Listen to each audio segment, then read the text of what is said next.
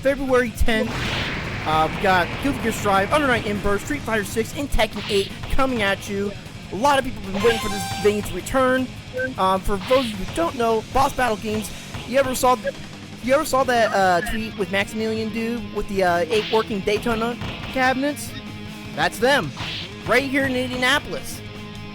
So, it's sweet for y'all to come out and support. But, so that's all going to be all for me. I'm going to continue setting up stream. First, we're going to have a Pepto Dismal versus a Pretty Rad Guy on stream first. I'm still marking the stream station, and from there, I'll take it away to Amadeus and Rudy. Thanks, Ted. Yeah, I think we're still waiting on Pepto to join the lobby here, so I just know there's a lot of Xrd actually going on this week tonight, like you mentioned. This Saturday, I believe TNS is actually going to be hosting a big Xrd net play bracket. They've done this before in the past, but obviously it being on a Saturday, a lot of people are probably going to be signing up for that one. I will probably be missing that one. I've got some personal responsibilities to attend to, but this Thursday over on our weekly bracket, we're going to be running Novice Knockouts NKO, which is our beginner to intermediate bracket, so I'll get that link posted up in the chat here later tonight. I'm sure I'll get to mention it again, but it looks like we just got Pepto to join the lobby, so we're going to get started here on some of our first beginner matches. Good to see Pepto coming out again. Yeah, Pepto is someone that I've been seeing on the come up for a while now, obviously learning Milia. Rad Guy's a new player, no doubt from the name, dedicated to Soul, but I mean, Pepto's been sitting down learning all the intricacies of everything Milia can do in order to really bring her strengths out, so she's definitely one of the characters where I feel like is a character that takes a while to get to the point where, like, you gotta get to that level of can successfully, get your knockdown, get your Okizeme, get your knockdown moving, and if you can't do that, she's very difficult to get running. Because her Gatling chart is, like, kind of weird. It's weird, not in that, like, it's not what you usually run into, but as a result, it's like you have more options. Technically, it's just weird to have many more options. She's a character that focuses on knockdowns, but does not have easy, straightforward ways to get those knockdowns. So, kind of got to run around that. But of course, Soul, Rad Guy here, coming out swinging with early Fafnir. And Milia taking a decent chunk of damage there, Good dust loop, right into the knockdown. Escapes the corner, though. Good. Oh, back into the corner, though. Unfortunate. RC maybe trying to bait. Tried to throw, I like the throw. Yeah, Pepto's got some good FD jumping going on here, some fuzzy jumping. But the diss anti-air doesn't really work out, just gets cliff punished for it. Pepto has not really gotten out of these situations, but hasn't really mounted any sort of offense here, and just kind of gets caught out in the other corner here. Maybe a little bit of nerves keeping them hesitating. Maybe not warmed up either. It's hard to say. Could be the first game of the night. Gets the IDJH, gets pressure started here, baits the Volcanic Viper, gonna get it knocked down. Oh, misses the ID, But anti-airs again. Still doing a decent enough with a fair amount of hits. I mean, it took away half of Rad Guy's. Kind of has the Pixie character problem, though, of accidentally throwing yourself into the corner. Easy to happen. And now, got the dust loops on deck. Drops it, unfortunately. Ready for go straight to the Okizeme off of it. Nice. The start of the H just long enough to cover it. Rad Guy stuck in the corner here now.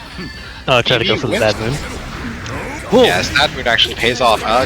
Somehow avoids that. Yeah, forces the burst out though. Pepto, not much life left and already down around. Kind of got to use to get to play the game again. And I like this patience here. Ooh, what a starter. Wasn't ready for it, but it's okay. We got throw in the corner. Nice FD. And gets the confirm, but doesn't have pin. No. Yeah, went for a pin knockdown there after the JH. Still hasn't picked pin back up, so. And now you're trying to win neutral without pin. You only did a hit, but. Oh no, that's gonna be it. If this connects, that'll be it. Yeah, did the right thing where you IB the dive kick and then you can hit Soul before the flame pillar came out, but just a little bit of hesitation. Like that got I think the flame pillar still comes out if you try to hit him though. You have to throw him, or you actually. I believe flame pillar disappears. But you can just throw him. He's well, throw would be the better answer and just more consistent because it's frame 1. So, I mean, Pepto started to come alive there in that second round, though. That first round was definitely... It was doable. Yeah, that was a doable round. Yeah, the first round was definitely like, wait, hold on, I'm playing the game. And then the second round became trying to play. Oh, tried to throw there. Got the 6H, though. You want to see melee players match that 4H instead, just because their 5H is like, what, 7 frame startup or something? 6 frames. Like that. Yeah, just like that. Baits the VV again. Oh, but good match. Yeah. Had to do like something like Finn. Yeah, Amelia's got the issue where she doesn't have very high attack level air normals, so that pin keeps her safe from that land and throw. Or you choose to do a jump cancel into like a jump cancel air dash. See there again, yeah, it goes for the IDJ, but doesn't show the pin afterwards. So Rad Guy picks up on that and just goes ahead and just mashes out the fast button 5K. This does make it, if Rad Guy does get a little bit too comfortable pressing after those air normals, if Pepto puts into air dash button or button into the pin, then it becomes a frame trap, if I'm not mistaken. Yeah, especially if the IB is the air normal. It definitely becomes a frame trap, and then you just get staggered by pin into a knockdown, and it's bad news. These resets. Tech trap into the throw to get the corner positioning, and Pepto cannot afford to get touched here, and that's going to do it. Yeah, just easy 3-hit combo with that max risk gauge. Unfortunately, melee character just builds so much risk so quickly. And also, I think the slowest to have her risk reduced per second. So getting out of pressure immediately is very important as her. Yeah, just unfortunately, not to get the knockdowns from those hits, causing Pepto to just lose the lead. Soul has, easier and higher damage per hit, even if it's like a sloppy confirm into like a jump cancel VV. Yeah, and like Soul can always just like, oh, I don't know how to get confirmed here, so just airband a revolver.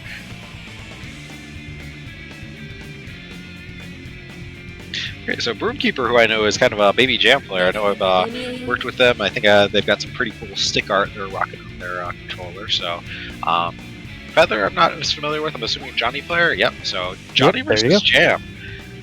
I know a lot of this.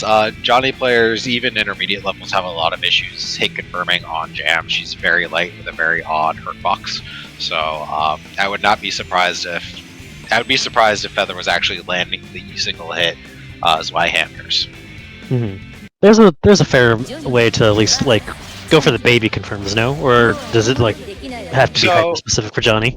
As I recall, he can always get a knockdown just by using charged air mistfinder. But if he's trying to do anything else, like if he tries to do Y-hander and it's not a singles hit, then it's worse than just letting them tech in the air.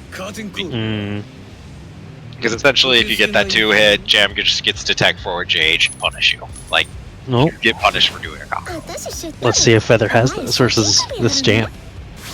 We got Jam Expert and pseudo Jam Expert on the mic.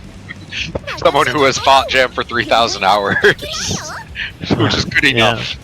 Yeah. You could probably play Jam if you wanted to. But... I could play a very simple Jam, yeah. So Feather gets an early level there from TBK, getting a little bit eager and running into it, so we're going to see how that pays off. TBK seems to know, like, 6 feet the button here. Used that as the neutral tool earlier. Yeah, just burst to immediate H puffball, the Jam player classic.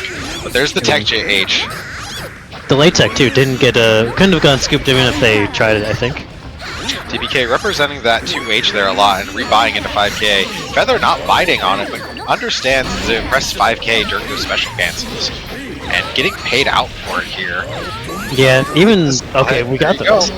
Yeah, into the good meaty YYRC, and I'm pretty sure, yeah. Even on a bad Zweihander, that would have killed. But it was still single hit, too, let's go! You love to see it. Yeah, Feather definitely put in the work to lab these routes. These are definitely routes that I see a lot of people drop on Jam. I'm seeing TBK go for a lot of these 2Hs here, and while Feather is just like holding back, I kind of want to see him like just 2H, 4-6, and throw. Like, make sure Feather's awake here. Anytime you route to 2H and pressure as Jam, it's actually pretty bad because she has such great pressure routes that going for 2H kind of dead ends her. Good parry there. Gets the counter hit. Yep, versus the burst. Now you're in the corner here. Parrying. Got caught for it. A little too early. Run under the coin. Okay, did get hit. It's fine.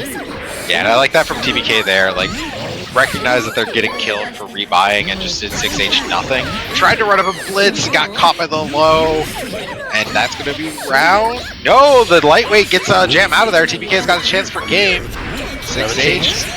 Oh, blocks the Gekyard, but gets sucker punched by the Chargers and run into the blitz. Yeah, didn't do the meaty 5K.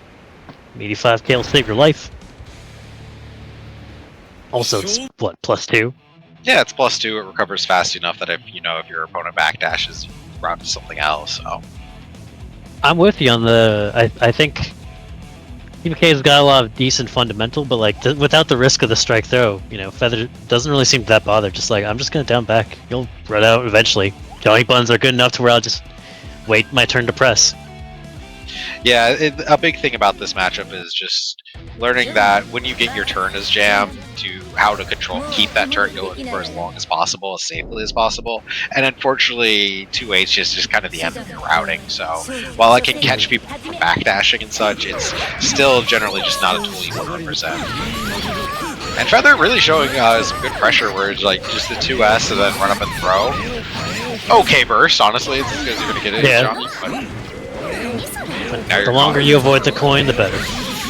Tries to run out of the corner, doesn't work out. Wake up throw gets punished by the 2H, and I think this is going to be round. I've seen Feather do pretty enough combos, but drops the confirm there. 2 meaty on the 6H. Doesn't block the 6H. Yeah. Maybe try to go for blitz.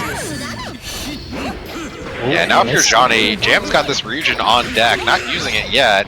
It's a knockdown. The 5K tried to wake up blitz, didn't lose the meter because you're Johnny, but unfortunately TBK wasn't ready to confirm off that meaty 5K.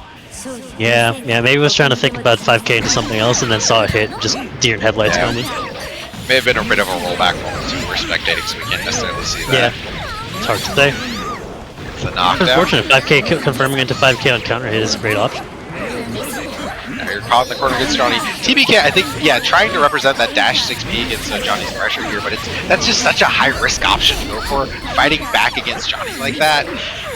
It's just like, it's not worked out for them yet. And now they're caught in the corner. Oh, missing the jump cancel JD, but gonna close it out. Yeah. Good stuff from Feather, just holding it together. Not bad from TBK either, it's just they're cracking under Johnny offense. I definitely understood what they were looking for. They were looking for dash up 6P to get through Johnny buns or parry on some of their mids or something, but just all of these options when represented against Johnny, especially when you're in the corner, is just like, what's your risk reward? Your risk is that you're going to lose, you're going to explode because you're fighting Johnny, and your reward is maybe you hit him. So it's just, they're definitely just options not to represent unless you're sure of what to do and you labbed against it, I feel like. Up backing and FDing out is actually much, much stronger, because like Johnny can't really move that well, He kind of has to like... For you, actually, in the matchup specifically, in those instances, Feather wasn't doing bad pressure by any means, but it was definitely pressure that had an answer by FDing when your turn to get out, like you mentioned, FD jumping. But in Jam's case, because she's so fast, would FDing out the 5H misfire cancel into like an IED JP be worth anything? Or even IED Geki to try and go over the 5H or 6H? Yeah, Johnny is such a tall boy character, and Jam has such a fast IAD that like even just doing IAD JH can just catch him on your way out, or even just super jump FD out, and then you're caught up in the air. Wait for your IAD, and then you can like so just like super jump forward and wait for the 5H whiff. Yeah, because 5H whiff is fucking enormous. Yeah, of course. Yeah, and like Johnny's best anti-airs are either high commitment with like 6P, or like he's got to jump up there after you. So it can be very difficult for Johnny to actually come to that. Like you mentioned, you also have like IAD, Gekyard, or even J2K YRC, just to like screw with people trying to anti-air you. So. Or even just regular J2K. Yeah. But now we got Z-Dog versus Soul Ukegai here. I'm going with the name I see on Steam right now to go along with good name. Kai Semegete. Yeah. We have Soul and Dizzy here now. Now Dizzy definitely a hard character for these beginner brackets, I feel like, just because she has so many options on Okizeme, where, as we kind of saw earlier with Rat Guy, Soul definitely character. I mean, he's a Guilty Gear character in his purest form. Very good to learn the game with, very fun just to route with. This is also not terrible for Dizzy, but she does have to care a lot about HVV. as all of her setups will potentially lose to the second hit. Yeah, you kind of got to make you still got to consider your DPs against Soul. It's got a very strong 2-hit Mechanic Viper, but there's Grand Viper going right under that 4S, and now Z-Dog caught in the corner, but that is unsafe. The hesitation on the punish kind of gets away with it. Grand Viper in your face. Oh, tries to burst into the punish, but seems to miss the timing, unfortunately. Alright, let's see if Z-Dog can get their turn back. That Fire Spirit keeps them blocking. 2D low profiling the par slash because of Soul's low profile. Gets underneath that. And I mean, Neurozone's getting the hits, but just kind of not knocking down, not getting any conversions. So Z-Dog's gotten a lot of chances to play this game here. But I think Z-Dog's having some issues getting any of their gameplay started here, controlling their character. Yeah. It seems like Neuro is more comfortable piloting the machine. Yeah, even if that piloting is just doing Grand Viper, it's still better than nothing. So. And Soul is like we said, simple by nature. You don't necessarily have to do the good stuff all the time to be solid with Soul. Oh, gets the trade, gets the knockdown from it, so kind of evens out for both of them. Yeah, Z-Dog just kind of having a little bit more hesitance here, a little bit more patience in neutral. Just trying to figure out what they can do here. Actually zoning out Neurozone. Oh, but the 2S smash, yeah, gets caught by here. Nice, routing into knockdown. Yeah, that was very good. Got a basic Gatling into a knockdown. We got to be able to do it when they're in the air too. Got to be able to react to that. Good burst there from Neurozone. Oh, nice, yeah. Good hit, good burst. Yeah, no mash. Just gets a knockdown from it. We have at least just that's the play spike it looked like. Yeah. Red idea though. I'm surprised by the amount of times that we've seen Z-Dog, going for defense and just not really working out for them to block Grand Viper and get their turn back, or at least force, Nero to spend meter. Good old flame fish. Oh no! Forgot about the truest Guilty Gear option, mash throw. Don't know what to do, mash throw. Unfortunately, didn't pick up on that flame fish. Yeah, Z-Dog was looking strong there at the end.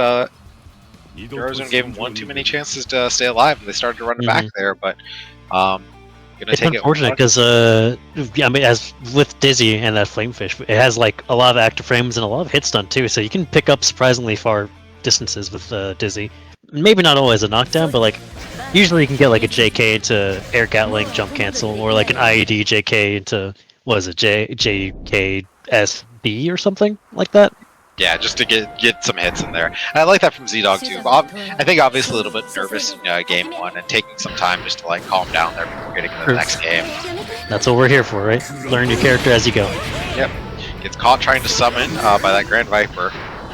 Yeah, that's the good thing about Grand Viper. It's gonna get you in there. Yep.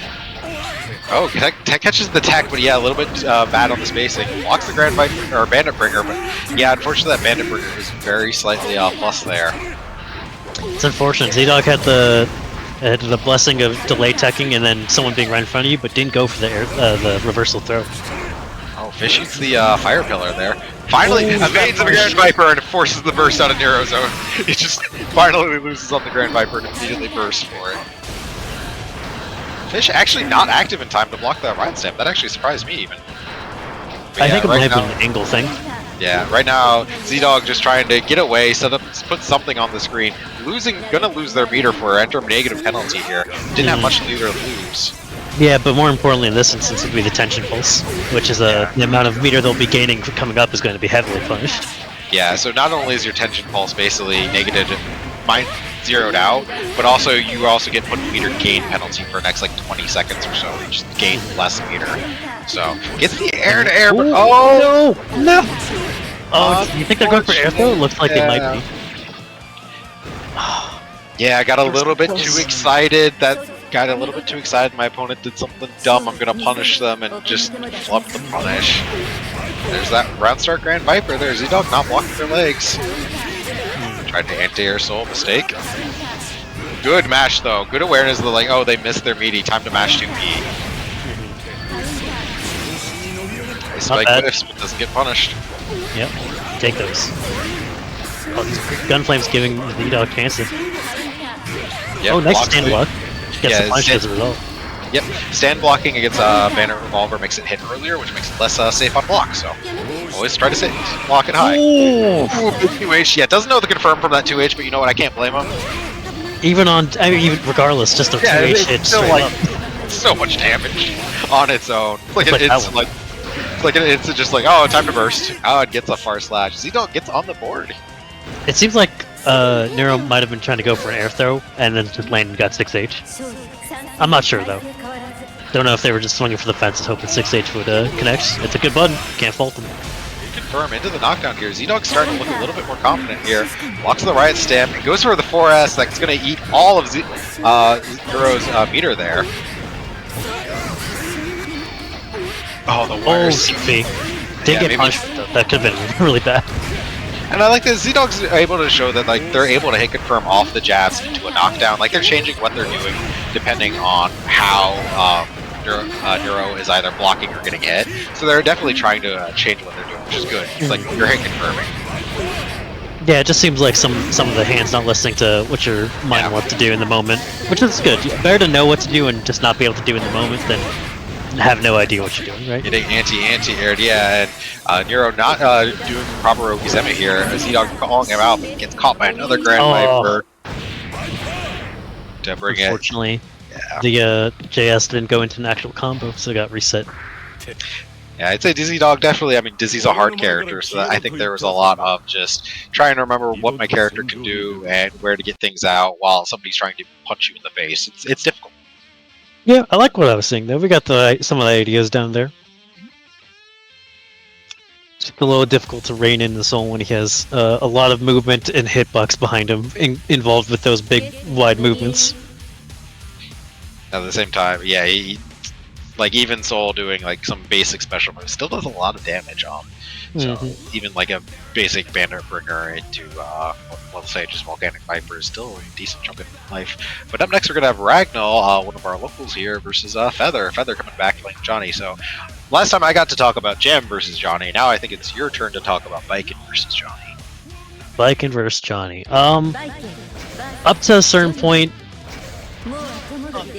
like straight up, not a great matchup for either one. They're not happy about it, but I mean, Johnny's gonna have the easier time just because his damage anywhere on the screen after getting coin, ridiculous, right? Whereas Viking has to care more about actually getting him to the corner more consistently. The good news is, Viking has pretty decent options to like rate in Johnny and what he wants to do, especially if he doesn't have coin levels. No coin levels, she kind of contest with him, but it can be difficult because Johnny was meaner. Good awareness. Ragnall's, yeah. I like that Feather saw the Suzerain and immediately do to jump. That's kind of like your level 1 against Viking too, is like Suzerain into throw. Don't get thrown. So yeah, don't get thrown. But now you have this problem, nice. The biggest problem that Johnnies are going to have fighting against Viking is the big slow swings that he has, you know? Because Azami, Suzerain, you have to be concerned about those. Yeah, it's been good 5k there. Ooh, good Ragnall had a great life lead here, but unfortunately started to just kind of lose a little bit of there. Goes for the Azami, yeah, forces the burst out. Doesn't have to break, gets caught. Goes to the Mexico, gets punished for it. Yeah, a little bit greedy there, but Ragnall gets a chance to play the game. Now Feather's got just a bit of life carrier to keep playing with. Tetsu Zansen is -2, got caught jumping. Yeah, that's spacing. Yeah, you want backdash that if you're going to try and run away. Or FD. Or, I mean, I don't recommend it. You could Azami. I don't recommend it. I do feel like Vikin's a character that kind of doesn't like going in general, and going in at Johnny is generally the hard part. But then Johnny also a character that doesn't necessarily like trying to push his way in, and going in against Viking is also very difficult. So I can imagine you're going to see like a lot of this matchup like this, where both characters are just full screen, and eventually one of them will try to go in and get smacked for it. Yeah, I'm of the firm opinion that level 1 Johnny is actually a pretty difficult thing for Viking to handle without like being on the dot, like ready to Kira Tatami him at any moment. Yeah, because like it has to be Kira Tatami. So gets the confirm here. Yeah, Ragnall's. But Johnny's slightly heavy, so that is going to adjust your combos. Yeah. Johnny's heavy, but also just the pushback. You had to like JPSD there if you want the combo. Nice. Not gonna knock down. Yep. If you're going for double loops, you're gonna have to go for JPs just because the heavies are gonna fall faster. So you just need the fast hits to get them high enough, yeah. Alright, gonna RC to get the one hit, start up the unblockable. I believe Viking actually can a zombie those. Yes, you can. They are you get a zombie the first hit and the second. Yes, because they're not technically unblockable, you block them and then go into stagger state. So Viking is allowed to zombie. Jumps and blocks in the air, forces Johnny to spin the meter. Whiffed air throw, and the 5K closes out right off himself up, it looks like. Yeah, a little bit of scrambles there, tried to air throw and whiffed it. That got down to the wire too, we got down to 9 seconds. I mean, you're just seeing a lot of this where both players are just sitting at full screen, not really trying to engage and go in. Oh, that's a really unfortunate trade. Gave Johnny a free level there trading with that Kabari. Burst off the menu. Burst is off the menu, but Ragnar finds himself in the corner right now. Viking not really threatening while cornered like this. Kind of needs a back throw. But she is a lightweight. Oh, good. Yeah, and unfortunately that whiff is why it gives Feather the bad spacing. Tries to reset. No, didn't combo. Didn't finish into the knockdown. Big counter hit. Yeah, this stagger's gonna work out. Oh, just go for burst. Super nice. Leaves it in. Yeah. Add another 50 meters and a red one to cancel. Burst super is a decent option. Yes. Yeah, Viking's normal the one super, instance it does damage. Yes, Viking's normal super, kind of a meme about never gonna kill anyone, but their burst super can do the job. So Ragnar. That was a good back and forth on that one. Yeah, Ragnar going to take game one here. I mean, both of the players definitely doing the thing of we'll both sit here at full screen and then we'll both IAD and at each other at about the same time. So, I want to see if like one of them maybe is going to like try to. I'm going to see if one of them maybe just tries to get a little bit more patient. Gets the dash into point. Yeah, this is a great start for Feather. Yeah, forces the burst almost immediately. Nice FD break. And there's the zombie. Yeah. Goes for the safe ball up there. Oh, that close slash whipped, unfortunately. Yeah, normally not actually that common to miss. Pretty decent option to do 2 KCS to pick those up. Nice pickup. Alright, rough start from Ragnar here, but Feather finds himself at the life deficit without much meter either. So, and yeah, Ragnar recognized like, hey, out of the life lead, I gotta go in. Like, at some point, you have to try to get past this. And the JS, yeah. Oh, but I can see why that's such an annoying thing. It's like trying to Kabari, just trading with the coin at the last second. Actually gives Johnny the advantage. Kabari is alright in those instances, but you want to trade between being at the space of like tip of Suzerain and tip of IED range, because Johnny doesn't get to like go into misfire stance and choose which one he does. He has to choose and then hold, if I'm not mistaken. Yeah, he like the misfinder stance is based on what buttons he's pressing, so he can't like decide to go low while holding high. Yeah, he's committing to like I think you're gonna IED or I think you're going to do Suzerain and I'll go low. So if you're in the range of both being in range. Yeah, IED to Tommy though catches Feather backdashing, maybe a little bit of flinch, like was holding back and then tried to press back to block. There's the fadeaway to Tommy, Matt. Yeah, forces the burst, because that was a lot of damage. Getting countered by Tommy like that. Yeah, Ragnar's chilling. Doesn't have to go in. Yeah, I mean, like, good recognition. Yeah, just like, I'll go in just enough to bait you to move forward, so you can run into this to Tommy. Ragnar looking really strong here. Gets the throw. All reliable. A. Knockdown? No, not going for knockdown. JP? Nope. It's not going to connect unless you do JP. Yeah, I mean, Suzerain into throw, roll into grab, they've worked for 20 years, why stop now? Exactly that. And again, case in point.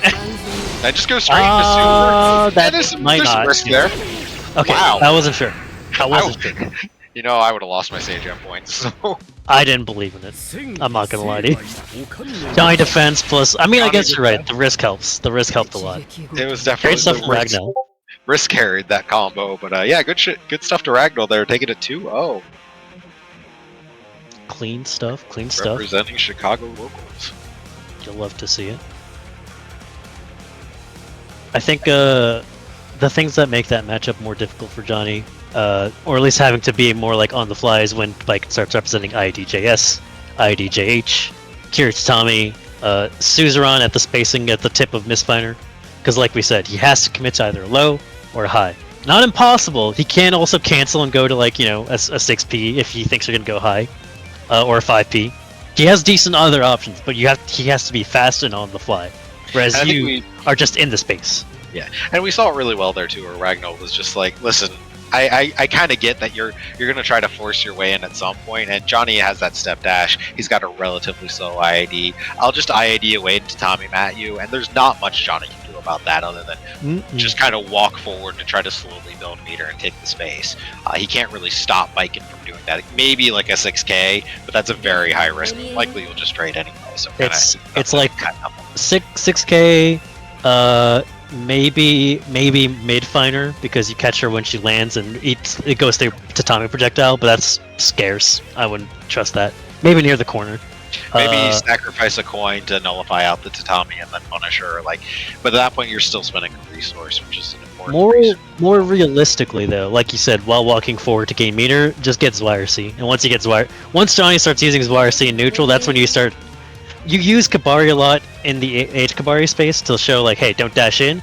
You also have to show Escobar to be like, you better make sure you don't come in on this Escobar timing. I think we saw a few times where Ragnar just stood at like full screen and did like Escobar like 3 times, just like, yeah, go ahead, Zwei, go ahead, come right on in, buddy. Like just like daring them. So it's definitely it's difficult on top of the fact like if you're beginning to learn with Johnny. I know a big problem is getting the hang of doing his YRC consistently.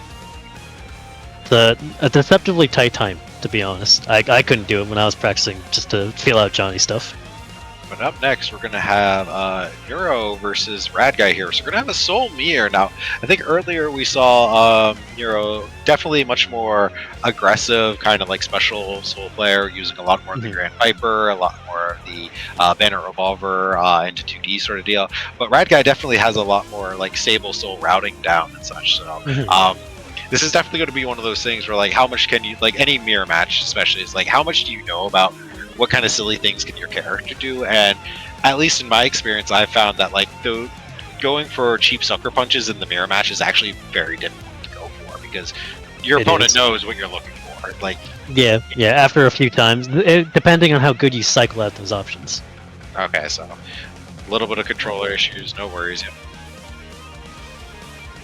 Yep. Yeah, so while we're waiting here for Neuro to get their controller issues sorted out, just talking about the local going on in Indianapolis, boss battle games going on in Castleton Mall. It's going to be on February 10th on Lunar New Year here. Going to be hosting to Guilty Gear Strive, Under Night in Birth 2, Street Fighter 6, and Tekken 8. Looks like we will be trying to add Rev 2 here eventually, but if you are in the Indianapolis area and you want to support your locals, go check them out. Fight Club at Boss Battle Games in Castleton Mall. And please do support your locals. We love to see a local gang supported with a strong scene. Yeah, I have been getting a lot of requests of when's Boss Battle's going to host, when's Boss Battle's going to host, and now it's finally happening again. We hadn't had them host a tournament since pre-COVID. So 4 times. So it's I love the owners so much. We've been working on this. Shouts to Felicia for doing the art on this. She really outdid herself with the banner. It's a sick looking banner.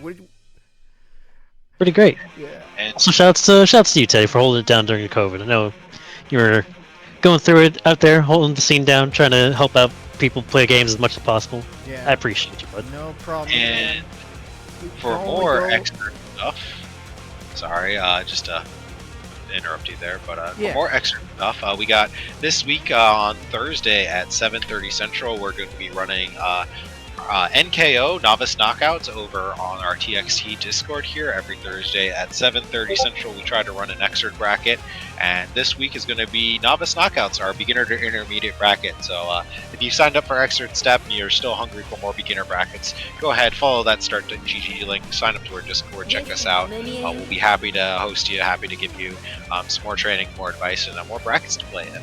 Support your locals or perish. They speak the truth. Hey, I mean, I know I'm very lucky here to have been in scenes that have had very, very strong locals with first Columbus and then Chicago here. So always very happy to support my locals. Love to see it. Happy to show up whenever able. Yeah. Not so much these days as it's cold as fuck, but you know. Yeah. Oh god, it's been so fucking cold. Like, it was like -1 yesterday. Oh, -1 is balmy down south there. Yeah. We've had -14, -15, so it's been real cold up here. Just in time for Frosty Faustings, which is going to be coming up here in just I believe not this weekend, but next weekend, January 25th through 28th, up in here in Chicago in Lombard. I'm sure if you're a fan of Guilty Gear, you probably have heard of Frosty Faustings, but if not, make sure you check that out because it's coming up here soon and just a couple weeks away. Yeah, but, I would have a advertisement card ready to go, but my bad. It's fine. Yeah, it's Frosty. You all know what Frosty is, and if you don't, ask a local or nearby or in the chat. Someone I'm sure will be happy to tell. But it's been so cold around here. We got a couple of soul mains coming to heat things up here, so we are going to have Rad Guy versus Neuro, Soul Uke Guy here on Steve. So now on the orange stage, let's go. Oh man! All right, I'm not going to block any standing dust. Hey, good old 6 feet. Do we got these? Yeah. Ooh, nice. Neurozone playing Christmas Soul while Rad Guy is playing Player 2 Soul, so just for reference. And Rad Guy looking very strong here, has the corner. Decent trade, kind of loses the position for him, but unfortunately Neuro does not get the good Okizeme off of it. Hey, Gender terrorist. Sorry, that's a great name. Yeah, Rad Guy's just avoiding all these wild swings from Neuro, so Neuro's gonna have to readjust. Yep. Or switch it up and catch them off guard and run with it.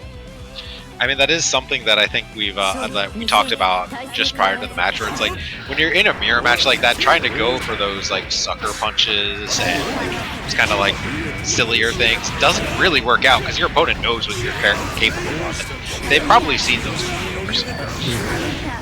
They might be a little familiar. Yeah, speaking of, there's that Gunflame, just to call out the knife kick. Yeah, also, you know what Grand Viper and Riot Sample lose to occasionally? A good place Gunflame. Oh, but there's the tech and the Dragon Install. Gonna good combo though. Didn't get the hit confirm, yeah. Oh, and there's the BB. Yeah, this is gonna be a lot of damage. Takes a long time to do this combo. No RC here? No, okay. Yeah, just you know, showing off. Not enough time. We're gonna run out and just, yeah. That'll do. Yeah, I'll do. Red Guy knew what they were doing. Got the soul. One way or another, we got DI Soul ending up on the windscreen. We're souls. We're souls. We're gonna DI at each other when we're in a mirror. Nothing makes me happier than watching Davo Soul play, watching him Dragon Install, and knowing it was a mistake. Alrighty, let's see how that goes for the next time. Yeah, I mean, a little bit of desperation there, maybe from Neuro going for the Dragon Install. Rad Guy definitely looks like they're in control here. I mean, Neuro can definitely adapt here and make some changes and just play solid mirror match, but looks like they're just going for more another Grand Viper with it. Early burst there, doesn't want to hold the... oh, check out the ID link. Oh no. Oh no, yeah. Maybe a missed input with the 5H, maybe he was looking for an HVP and got the missed input. But now they're stunned, gonna RC, drop the confirm, just start with the close slash. Oh, but Soul's Hurt Box can't do combos on yourself. I like this from Rad Guy too, just showing the awareness of like, I'll just up back in JP and JH, because it's very difficult for Soul to handle that. And yeah, unfortunately no meter to block that gunplay. Yeah, you did just spend it all to turn into a dragon. Yep. Ooh, oof. No double no double bringer combo, but it's fine. This will suffice. Simple and clean. Down gets counter hit by the meaty Gunflame, trying to wake up with something silly. Yep. Hit for it. Yeah, and Neuro just holding it. I think Neuro might be having controller issues, like they mentioned. Yeah, maybe controller issues, maybe a bit of a lag spike. Gets the tech into HVV though. Oh, wow. Nice pickup. Hey. Down, yeah. Gunflame, oh, but misses the dash on the Oki there. Gets caught by a wake up 2H. Alright, gonna get We're just swinging. Activates Dragon Install. Yeah, oh, just chip damage, GG. Yep. This is an important checkmate to know as a Soul player. Is like, well, do you have less than 25? Do you have less than 50 meter and are in chip range? Perish. Yeah, what if I just simply said die? There are a few characters who can get out of those situations, and even less so if you make them block something into it. Great stuff from Red Guy. Maybe a bit of controller or lag stuff, but it'd be that way. Net play brackets. Yeah. A good showing all the same. Up next, we're gonna have Sonoshi coming up here with their Raven versus. All right, who's Gender Terrorist? Because there's that actually there. Am I getting Soul Luca Guide again? They're named Gender in the challenge. Okay, so just Gender. Okay, Gender Terrorist is an excellent name here, though. Yep. Okay, so Kai. We're gonna hit them with the gender. The gender neutral. Oh wait, Testament's not in this game. Never mind. But we're gonna have Raven versus Kai here. Now this is a kind of strange matchup for Raven. Runs through the stunnage here though. Raven, a character who I feel like, if you haven't fought him before, is very difficult to deal with. We've seen Sonoshi do great before in these brackets too, so I'm wondering if this can be a turnout of another victory. Yeah, Sonoshi definitely. They're a Raven player that knows how to pilot the character. And right here, yeah, just huge life lead, just like, okay, I'm just gonna go at you with needles. I'm zoning. Slide in. Oh, didn't tech out. Didn't tech, so let the orb just do what it needed to do. Hands off the 6, no, she was like, I'm good. You're alright. Yeah, I'm good. I got this. No punish, that's fine. Ooh, yeah, J2K is plus on block unless you get to IB into throw, I think is the best way to punish. Or just move out of the way and 2H. Yeah, that too. You got the giant pillar. Yeah, Gender right now just throwing that stun edge is just trying to keep Sonoshi here from doing anything. But I mean, it's kind of rough if you do that against Raven. He can just run through him. Yeah, and right now Raven's gonna get. Oh, Wire Seed actually got hit by the Sacred Edge there. But I didn't know 2H low profile Kai's Farsage. Oh yeah, Raven 2H low profile is better than Viking 2H does. I know. I know you're kind of like sore about that one, but Raven's 2H actually low profiles. I mean, this doesn't matter to me. I don't play the character. I do the 2H that I have. That's all. My main thing is how does like Kai get around that? Besides, I mean, a YOLO greets ever sure, but would you like 2D, 2S? 2D, no, not Sunedge. 2S would all work. Raven's 2H is not hugely disjointed. Also, simply just blocking it is also fine. Going into the air, he doesn't really get much off of it, I suppose. So, yeah, like I guess you could also like just jump forward and then air dash back too. Yeah. Yeah, or you just air dash. Like his 2H is like over 30 frames recovery. It's even worse than Vikings on whiff. So that's why it gets to be better. Yeah. Yeah. But now you're a lot of risk. Yeah, this is kind of the rough part if you've not fought Raven before. Like, what do you do after blocking Scratch? It's only -3. It's a huge button. It's only -3. What do you do after? And unfortunately, that's not the answer. It's going to get you punished. Yeah, just Gender putting out some buttons here, so as soon as she can't just glide in for free, but they're just going to use their other tools here, spend some meter for it, and just get in. Had a million meter too at that point while they were low health, so it's a very bad space to be. Yeah, Raven just a character that, like, if you've never actually seen or fought him before, it's very difficult to know exactly what's going on and what to do against him. So, blocks the glide and matches the throw. Yeah, good back throw. Get away from that. This is not a real glide mix-up. Catches Sonoshi out for it. A little bit more real that time. Goes for the 5K to keep it airtight. And then glide JK as so late. That was a nasty one.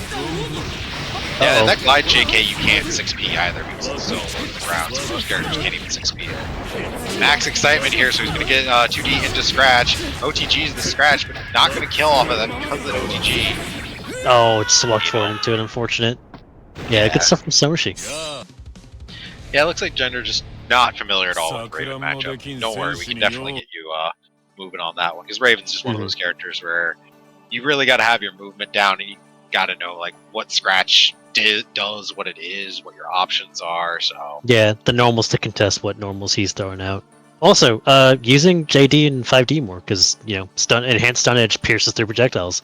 So Raven's game plan has to fundamentally change. You can't just be annoying, throw pin, get 25, and then get in for free, right? He has to actually use his movement too. You have to, or like just like go into stance and full screen or what have you, and like try to eat some white health for excitement. Yeah. And if he's going into stance and full screen, he's not annoying with pins. So more to delve on that one. You could keep entering, keep fighting, play more casuals. A lot of ways to go about it.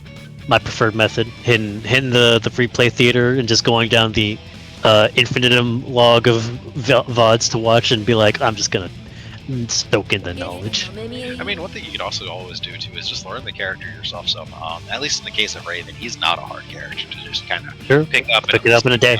Yeah, figure out what his Gatlings are, what his basic combos look like, how his movement works, because his movement is kind of actually bad in a lot of ways. He's got that Nino problem of movement that's very good at sometimes and just downright dog shit at others. So just learning the character yourself can really arm yourself with some knowledge, so that way you know what to do in those situations. Yeah, I don't think I think once Kai does get his turn in the corner, Venom is actually kind of Raven. Oh, Venom too. Yeah, but Raven is kind of rough. Like once Kai sets up that Katame, that Rainbow of Sadness, it kind of gets really annoying for Raven to try to escape out. Kai just putting out those buttons, just having that wall out. We even kind of saw it there with Gender, just pressing the far slash and pressing the 2H. And just like, I think our lobby is full right now when people are trying to play, no? We got 7 people in it. Can I count? 1, 2, 3, 4, 5, 6. I can't count. Bottom right corner. Okay. Hold on. Yeah, I just wanted to make sure that we had space for Broomkeeper. Yeah, we're good. Sorry. My bad. I got distracted. Yes, we're going to have Broomkeeper getting in here, so we are on top 8 here, so... Losers round 3, baby. Yeah, we're going to have Neuro versus Broomkeeper, so Jam versus Soul. That's a fun matchup we were just experiencing earlier. Yeah, it's interesting. Jam 2S.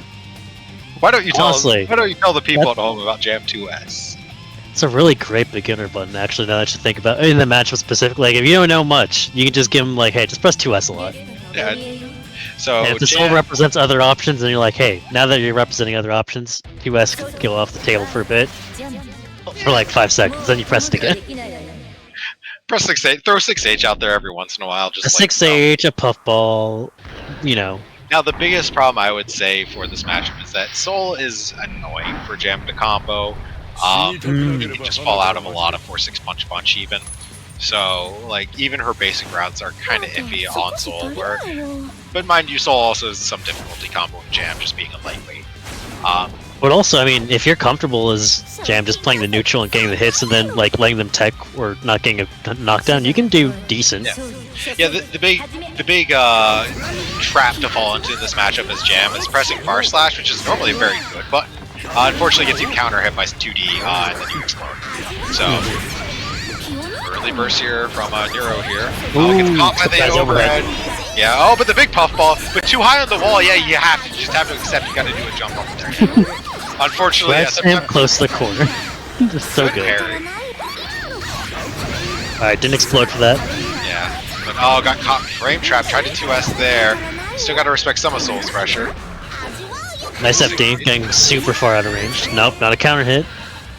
Alright, TBK having trouble getting hits. Blocks the Riot Stamp there. Doesn't punish. No, we don't got those. Unfortunate. 2D counter hit combo is very important in this matchup. I think right now the biggest issue is Neuro is having trouble catching TBK. TBK is having issues getting into a position where they can hit Neuro safely. But an easy punish on the Volcanic Viper, yeah, go to the 2D region, Red Robe Kiss. That's going to OTG though, but the CXH... Oh, and baits out the Volcanic Viper really hard. The Jam Brain Cell. Oh.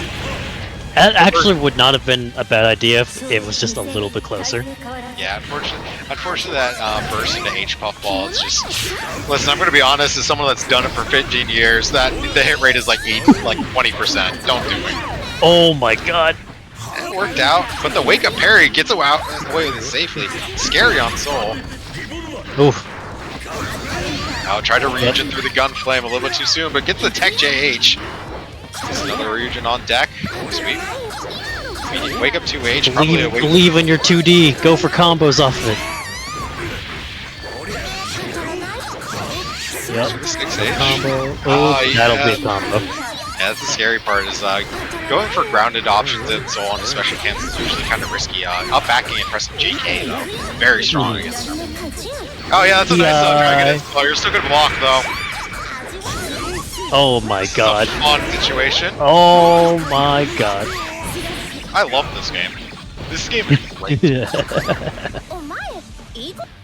Does Jam 6H beat right? That's a good question. It can, but you have to do it very early. 6P is a better option, and obviously parry as well. Like Parry's the best option, to be honest. Yes.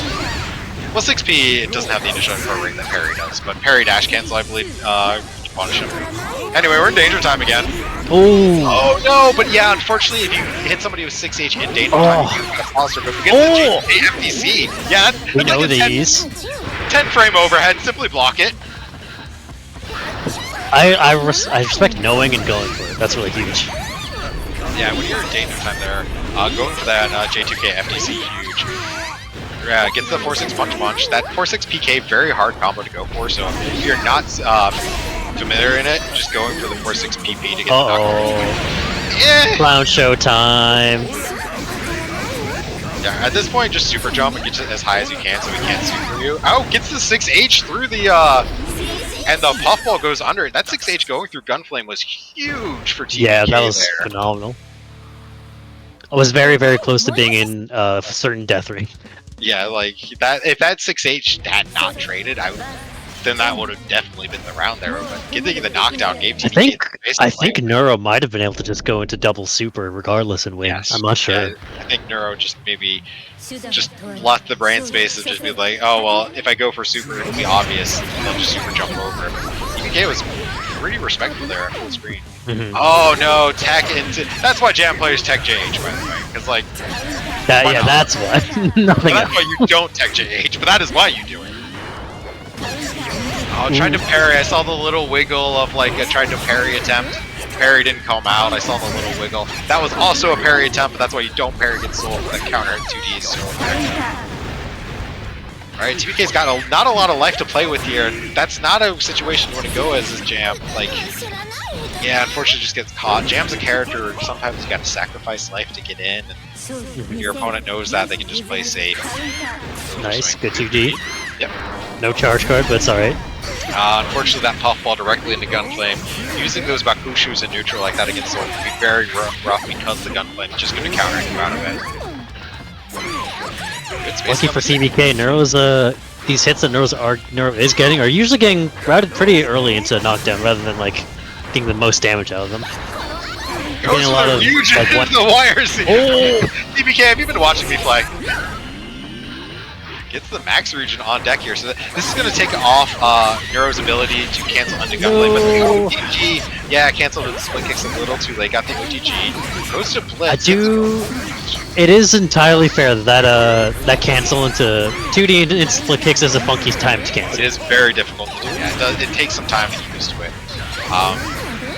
Use the meter very well. Oh, gets the air throw, yeah, recognizes like my opponent's going to want to jump out here and go for the air throw against it.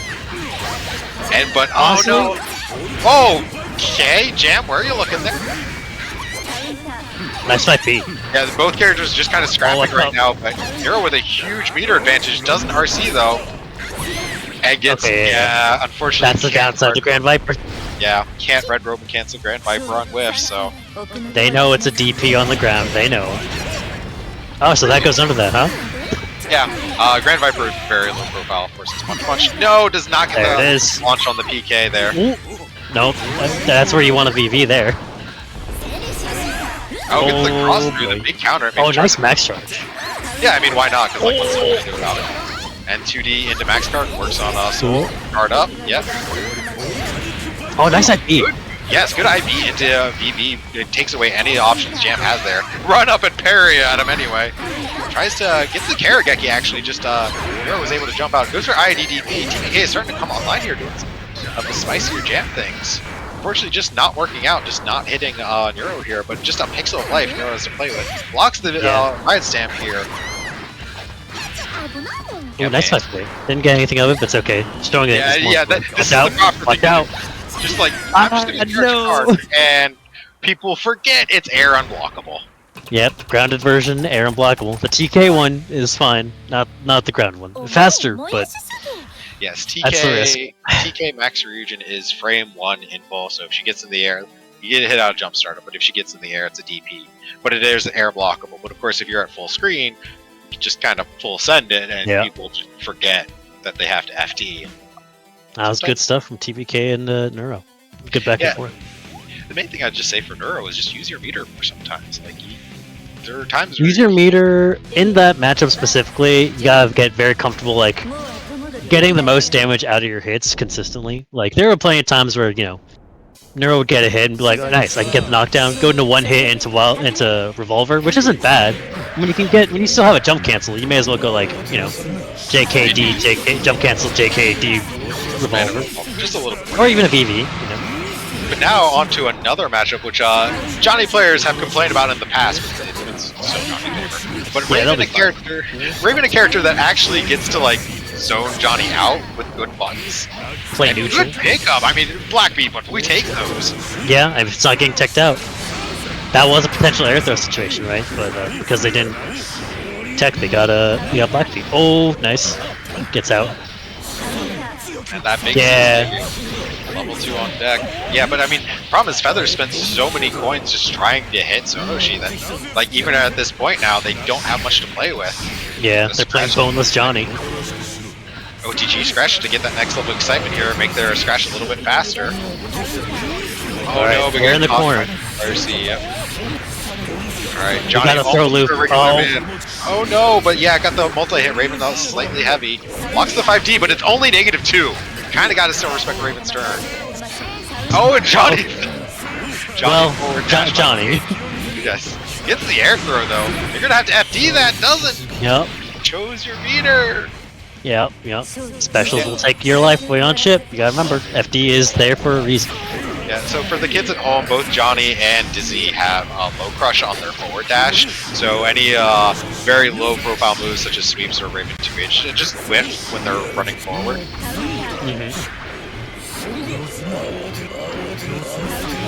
And huge counter. Yeah, your risk is really high right now. Sonoshi's probably close to stun, if I'm being Raven, not with a lot of stun. Oh, missed ID. I like what I see Feather here. Yeah, right now if you're Sonoshi, like your goal this round is like isn't even necessarily win. It's just see if you can burst out. Yes. And if you get a win along the way, even better. Yeah. And gets the burst right there. Yeah. Cheeky reset. Cheeky reset. Oh, he's combo. Oh, I don't know about that one. Yeah, I got a little bit too hopeful there and went for the burst. Unfortunately, bursting Johnny incredibly hard. Now you don't have anything to play with. So while this game 1 was looking great for Sonoshi, unfortunately, now Feather's in a great spot because there's no burst on deck, and Sonoshi's lost half their life bar already. And that's level 3 with 50 meter against in the corner. Not where you want to be against Johnny. Yeah, I was gonna say, do you remember that like interaction last round where Feather got one hit and it led to like 70% because of the risk? Yeah, imagine that, but you don't have burst on deck. Yeah, and that's what we're at right now. Just gonna get that spacing. Use the ID? Messes up the ID. It messes up the level 3, the ID, but you got level 3 on deck. No, you messed it up. Why not? That was it. You had it.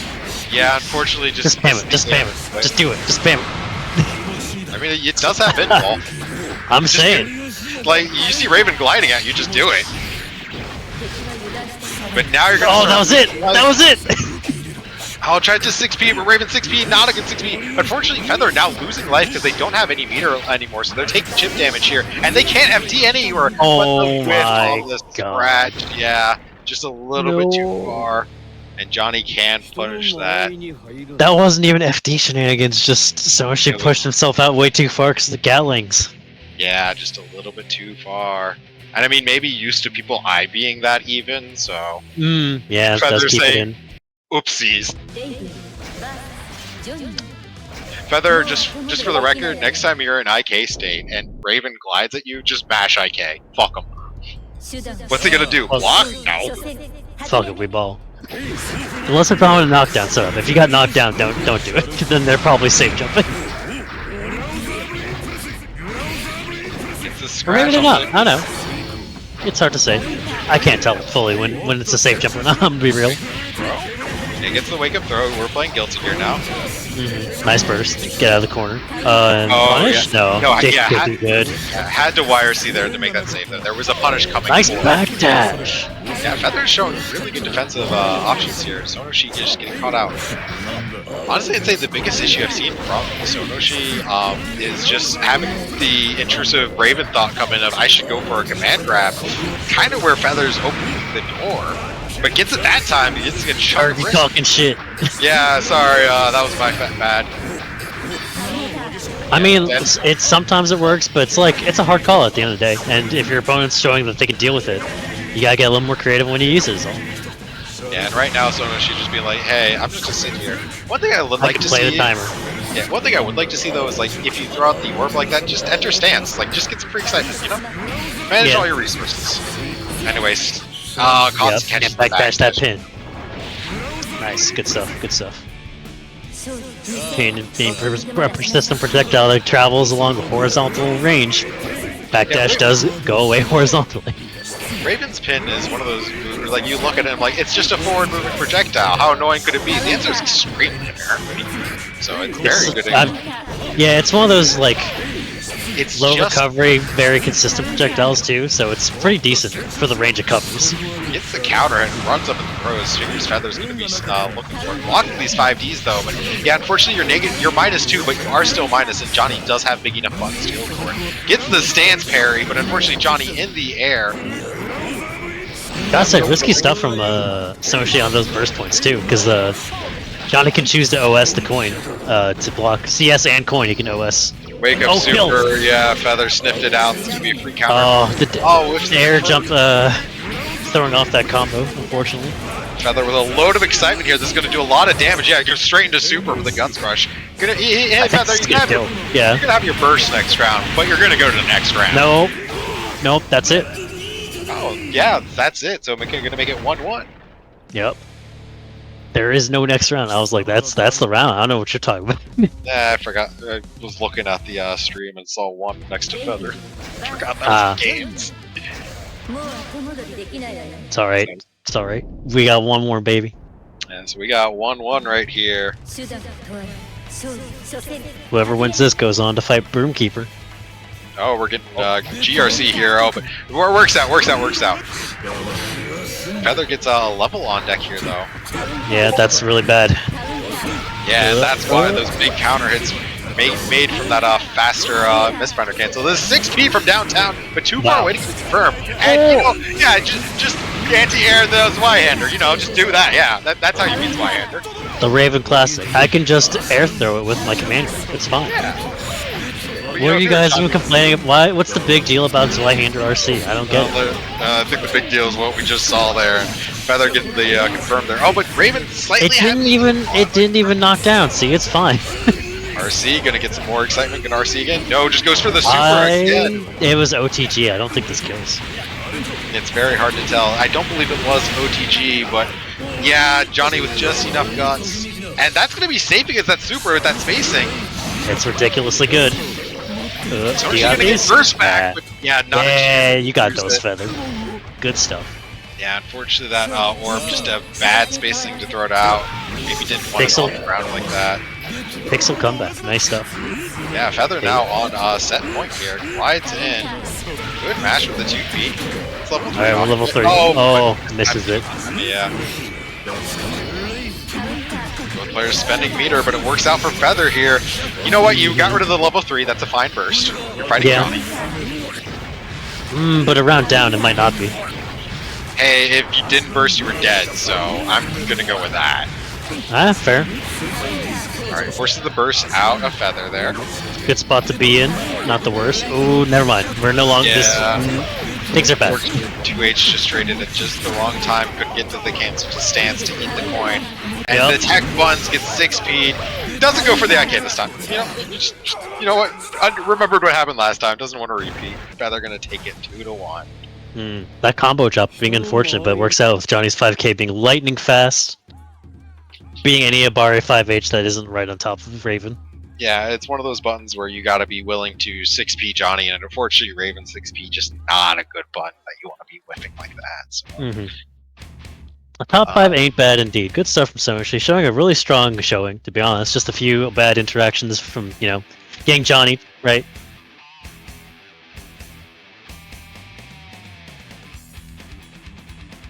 Okay. So we're catching up on bracket right now. I believe Ragnall's playing a match, but as we get into it, while we wait for Ragnall to assuredly do Chicago locals proud and win or don't come home, we'll win.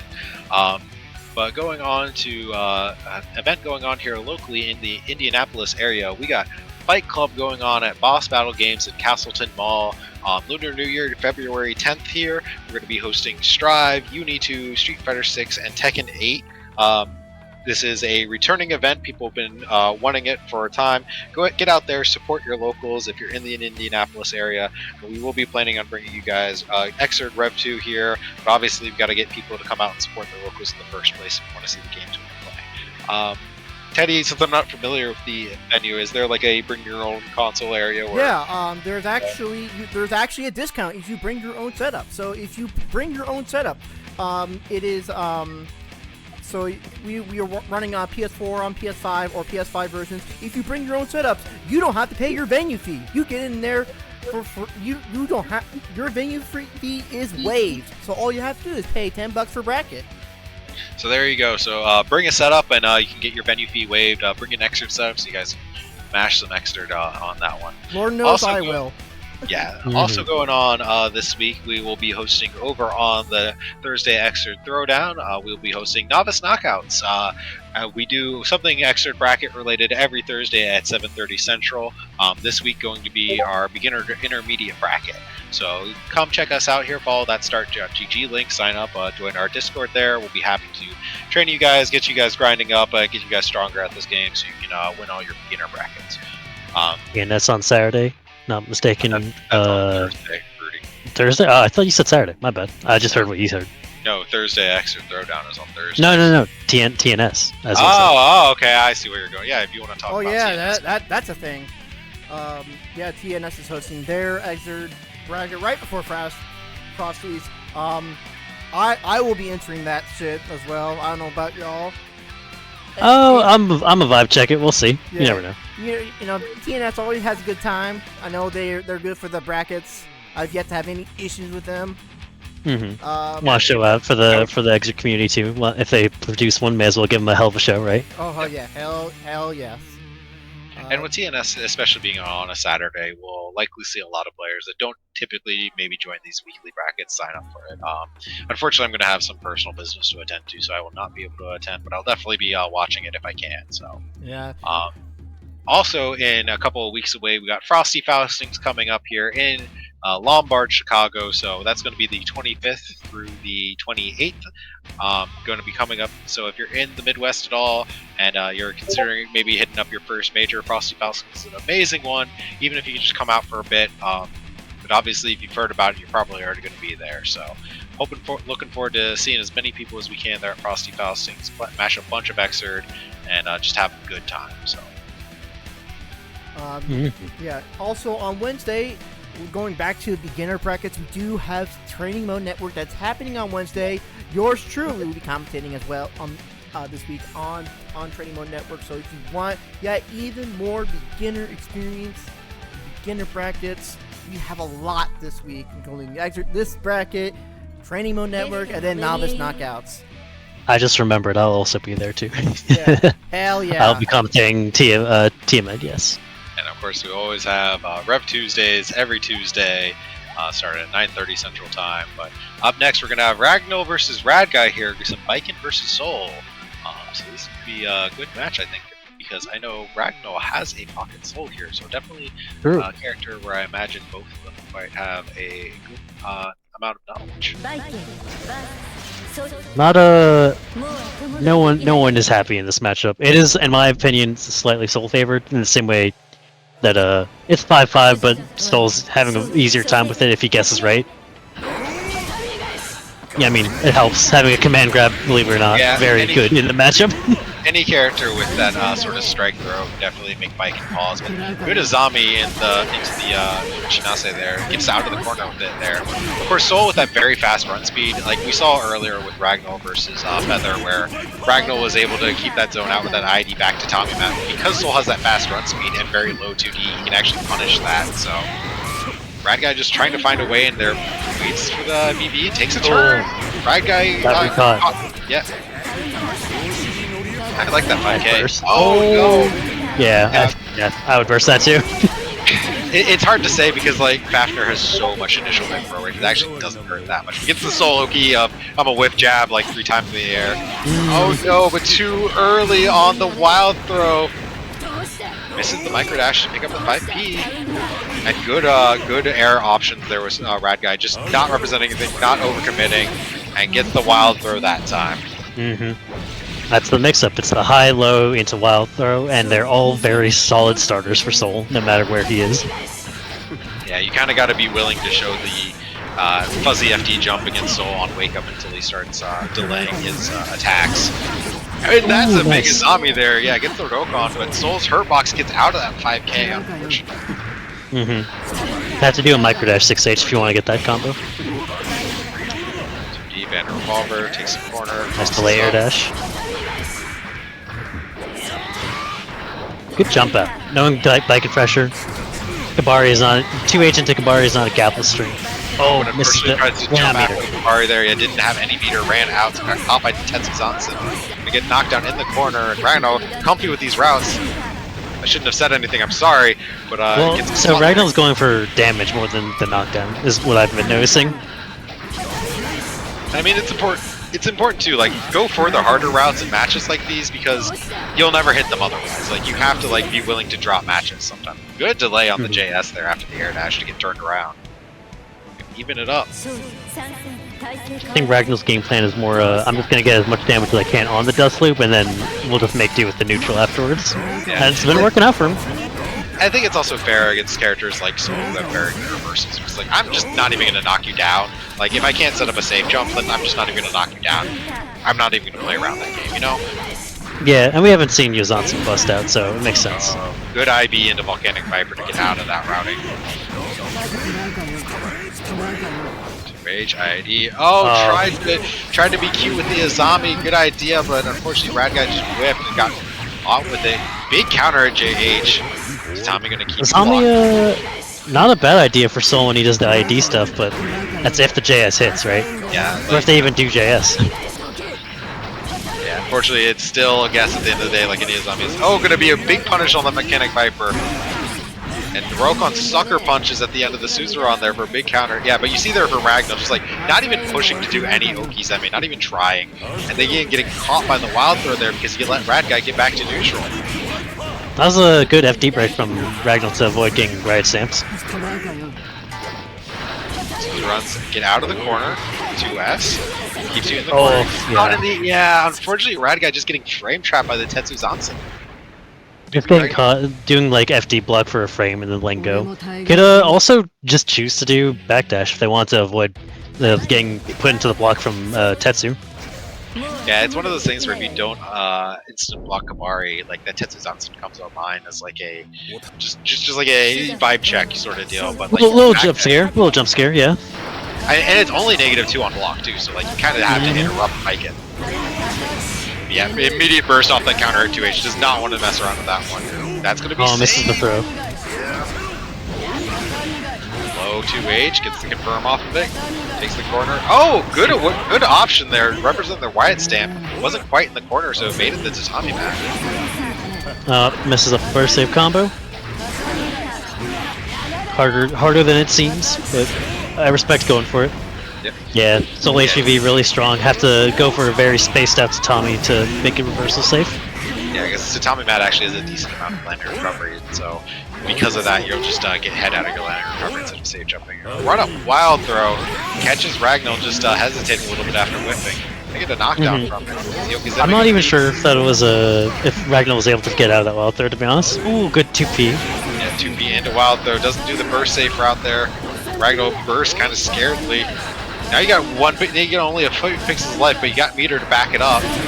And just the run of VV, yeah, sees Biken in the air, buffer the Yeah, VV. Soul does not have to care that hard, unfortunately. Biken run away to Tommy, very good. Biken approach Tommy.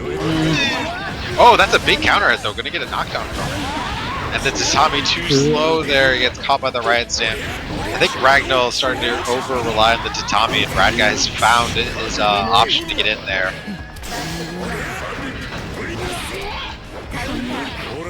Yeah. Oh, we sent the wild throw. Yeah, a lot of these wild throws coming out from Brad Guy. Ragnar not representing the FD jump out.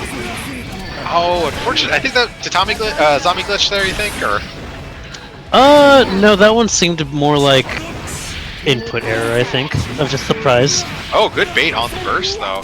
Recovered in time to and recognized to hold down back as the burst was happening. So now Rad Guy with no burst on deck. And yeah, free a zombie punish on that. The backdash, no punish. But you see that from Rad Guy, just the confidence to wake up 2D because Rad Guy just hasn't really been representing Koki's MA. Yeah. Is too afraid of Volcanic Viper to play the game around it. And I mean, at this point, even if you eat a VV, you'll still live from it, so it's kind of okay. Gonna run out of meter here, gonna get into a negative penalty. Has to force their way in now, their tension pulse is so low. Big hit, gonna get a burst back. And you still take chip damage. Yeah, you got a Azami to avoid chip damage, so. Azami or FD there. Azami would have been better because I think Rad Guy missed the YRC window. Yeah, Ragnar went for the Suzuran, but you still take chip damage during Suzuran. It's still technically blocking. So that's this is an instance of Rad Guy just kind of presenting Soul the neutral options better, and Ragnar's been relying more on Tatami, Kabari, Suzuran. All good things to represent in neutral versus Soul, but just those things will get you shot in the foot, unfortunately. Yeah, I think we saw some good adaptation from Rad Guy there and what they were doing with neutral, and also with their offense. Just represented Wild Throw a lot more, just like, and recognizing Ragnar's like kind of playing gun shy about pushing their, afraid of exactly this, just getting caught by Volcanic Viper. But it's like, at the end of the day, listen, sometimes you eat a VV, it's fine. It's not the end. Yeah, Rad Guy's really, we've caught on that Rad Guy's a really big fan of a reversal right stamp in the corner. If you give them an opportunity, they'll go for it. I mean, it's a good option because, like, even if you get caught, you're likely going to be in the air and may mess up any hit confirm you have. And you see Ragnar here, like, they're zoning out these Tatami mats effectively. They're losing so much spacing for it. You have your opponent in the corner here. What are you going to do to try to get back in? The Tatami mat into the knockdown.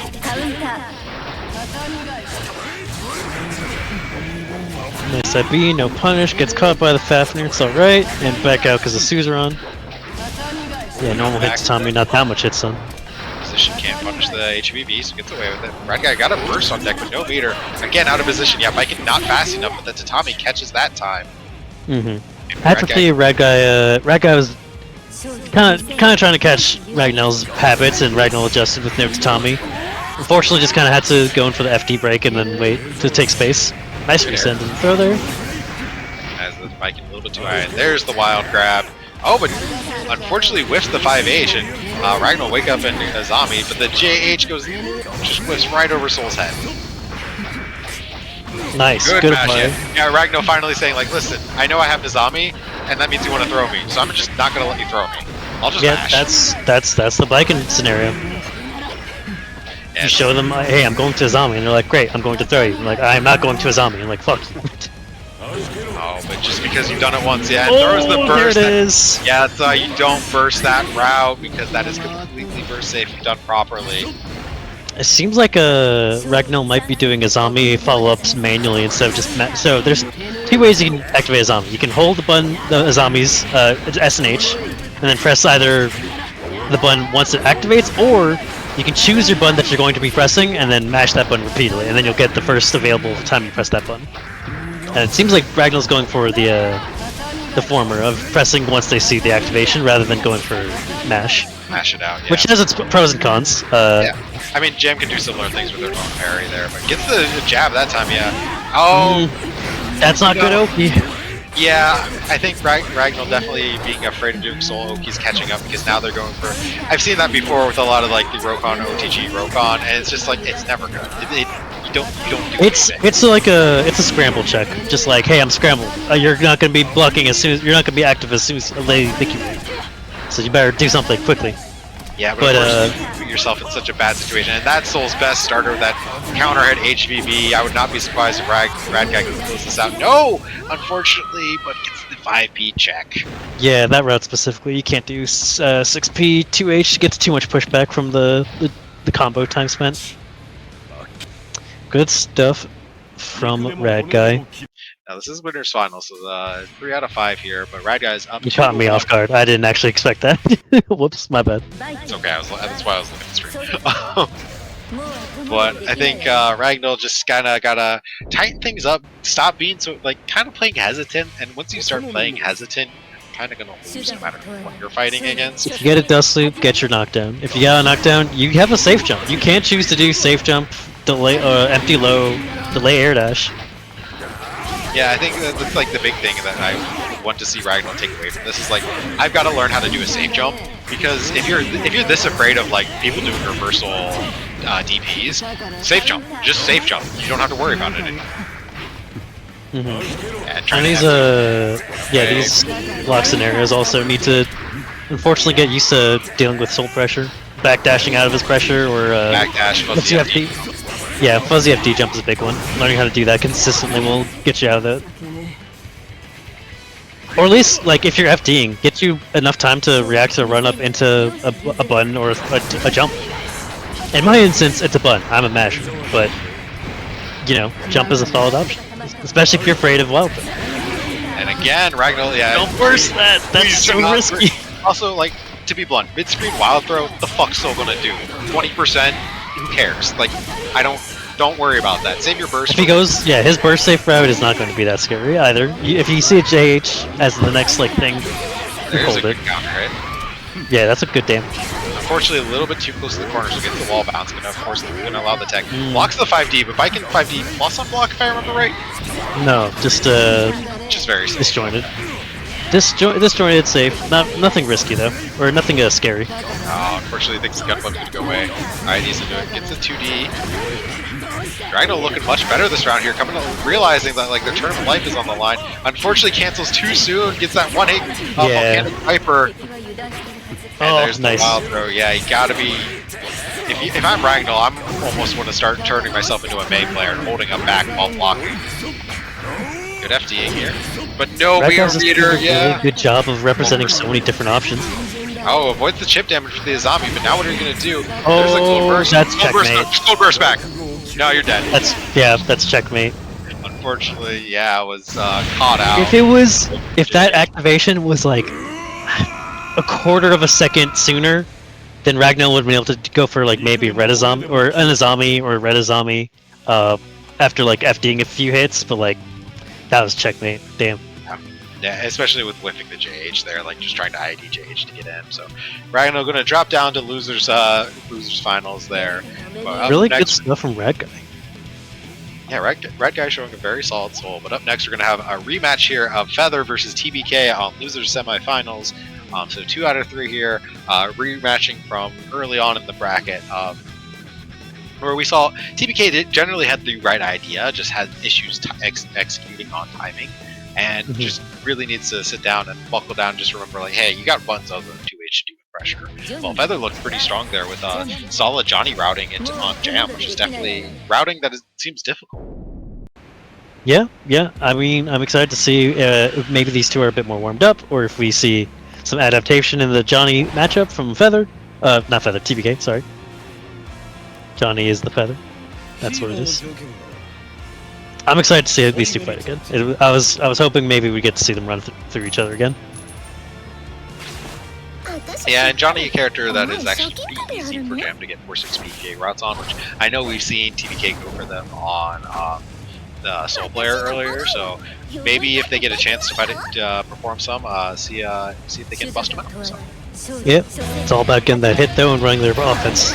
Ooh, coin ding them on the ID. Yeah, unfortunately, round start ID as Jam, not a bad idea. Jam's ID very strong against Johnny, but that coin gonna keep him honest. Yeah, unfortunately, I see TBK using a lot of those 6Hs too. Not honestly, 6H not great against Johnny, just because his lows hit it anyway. Because so 2D, 2S, really 2S being phenomenal specifically. yeah. So now you're caught in this corner. Tried to 6P Johnny, can't do that. Maybe expected a regular IED, but turns out it was YRC. The wake up nothing into blitz. Great option there. Gets caught by the low there. TBK gonna get their burst back on deck here. But what are you gonna do? Backdash into Ryujin. Okay. Doesn't get the 5K though, and yeah, this 6H. Unfortunately, representing 6H outside of frame taps against Johnny, just not a good option. I would like to see if TBK is going into these 2Ds early with like meter, just using them to like jump cancel and get out. Go back to neutral. Yeah, like 2D jump cancel ID away. What's Johnny gonna do? I think we're seeing a little bit of autopilot into routing, and it's not the end of the world if you do that, but you just gotta recognize like, oh shit, I made a mistake. Gotta get out. With Jam especially, Jam is one of those characters, much like Chip with Amelia, where it's just like, because her buttons are so fast, you end up just kind of like mashing through your gaps very quickly and not necessarily hitting confirm fast enough. It takes time to build that hit confirm. And that's not to say you can't even use 2D mid pressure. You have split kicks, you have 2D into puffball is a frame trap. It's not the end of the world. The sweep with the backdash on the Okizeme there. There's the 6H, but unfortunately, yeah, you saw that autopilot in there. The backdash. Hey, there it is. Oh, but didn't believe in it. Saw it was a black beat. He backed off the routing instead of just continuing your combo. Hey, they didn't tech the That's exactly what I was talking about too. Nice. They did the split kicks RRC. Didn't get used as much. Oh, and Feather. But there's the catch though. Yeah, you brought it into Geki and then didn't trust yourself. Kind of the thing with Jam. The other. Sorry, go on. Well, I was going to say, the thing with Jam, with what we talk about with Jam players need that conviction. It's like, listen, you do that Geki read, you got to be willing, like, hey, I've done something stupid. If they block this, I'll die, but if they get hit, I need to not do anything, because canceling to Ryujin there is even worse on hit, so. We also saw what you were talking about, going through your buns so fast it causes you a detriment. Going into 2S and then straight into 2H without seeing if the 2S landed, because it got FD'd, Feather just managed to whip punch the 2H. That's actually a huge thing with Jam's 2H, and why I also don't recommend it in neutral. It's like, it's so easy to get it FD'd out, and you're whipping 2H for 30 years. Johnny presses 5H, and you die. Oh my god. I didn't expect that to hit, actually, from that high. I like this from Feather, too, where you're just like, they understand, like, hey, Jam's got a gun loaded. I'm just gonna sit here and hold down back. And we'll wait for the Jam player to reach it. 5K anti-air, unfortunate. No knockdown, but that's alright. Knockdown? We got all the meter in the world. Oh, wasted the laser beam, though. Has Max Ryujin on deck, but counter hit out by the 2D at first of the burst. Both players YRCing. Gets backdash. That actually is fine though, because he got hit there. Johnny can't punish there. Yeah, and just another Max. These life bars are even. He's under. I'm surprised we. Friendly reminder: Johnny can't block when he's in stance. Yeah. He's not Elfo. You could have blasted that gun, and he would have had to cancel on the fly. Cancel or hope his Mistfinder is able to clash, basically. Yeah, that's a big hope. I mean, level 1 fighter is a big hope. Oh, big trade on the mashing the punch actually got 4-6 punch. Get there. Finally got a parry though out of pressure here and gets something for it. Catches the backdash. Good confirm that time. RC to get a card on deck. Keeps the frame advantage too. Yep, J2K really plus. Can't mash there. Yeah, J2K honestly almost better to be blocked. Gets out of the corner and TBK finally getting around here on deck here. IID Geki. Doesn't get IB'd, so gets a punish from it. Do it again. There we go. 2D ID Geki is a real ass thing until they show you otherwise. And now TBK recognizes like, oh, time to back off. I've got a huge life lead. Time to let Feather let me in. And I like this too. Recognizing Feather is just holding back there and just like waiting for TBK to overextend. Just run it in 5K. I'm just like, he's sitting there. They're sitting there. Just hit him. And TBK gets around on the board. There we go. Okay, I think they're starting to figure it out. Starting to get like, okay, wait. I think I can suss out what I need to do against Johnny now. Yeah, and Feather, they're starting to whiff those big buttons, trying to keep TBK out there, but unfortunately, just whiffing as Johnny, the worst thing to do. Yep, forces punch, RC to get the card, gets the max card out of it. Max Ryujin on deck, J2K. But I would have liked for Feather in the future, like bursting that RC card charge because of the distance would have been a really good burst. Oh no! Yeah, but unfortunately too high. Unfortunately too high for the ID J2K. ID J2K again. No, you're remember, J2K blocked, it's your turn. You're plus $1 billion. You're plus, I don't bother to check how plus you are. That's how plus you are. TBK early teched there, which is kind of unfortunate. So I mentioned earlier against Johnny where if he hits you with two hits as wide and your jam, you can just tech and JH him, but that does require a delay tech. And gonna get caught in the corner against that Mistfinder cancel pressure. TBK finally bringing him back online there, but unfortunately too little, too late, and gonna exit out the tournament at 4th place. That run forward was a bit of a gambit there. Might have been able to actually get a button off from it seems like, with how far they ran, right? Unfortunately, I will give the advice, if you're going to dash up buttons to Johnny, dash up far slash. Dash up 6P is too slow, it's 9 frames as opposed to more of a neutral tool rather than the R8, right? Yeah, 6P is more of a, I don't like, you're trying to catch Johnny for putting his hand, or rather his foot in the cookie jar with his 5K. You're really not 6P, you're really not running forward with 6P. Or if you're running forward with 6P, it's to catch his backdash 5K. Generally, like, your far slash is 3 frames faster than 6P. Johnny generally extends out his hurt boxes during his buttons anyway, and your 6P doesn't actually get low profile enough to go under most of his 5Hs, so... This is another run back, if I'm not mistaken, from round 3. Ragnall and Feather fighting again. Let's see if Feather can make the adjustment versus Biken. Not impossible. Yeah, Ragnall took that. It was a very close match between the two players. I think we talked this matchup to death of neither of these characters really likes going in. A lot of that going around with Biken, though, to be fair. Yeah. I think most, I mean, even good even people who have good matchups against Biken might not like fighting her. Even Jam doesn't like going in on Biken. You can sometimes.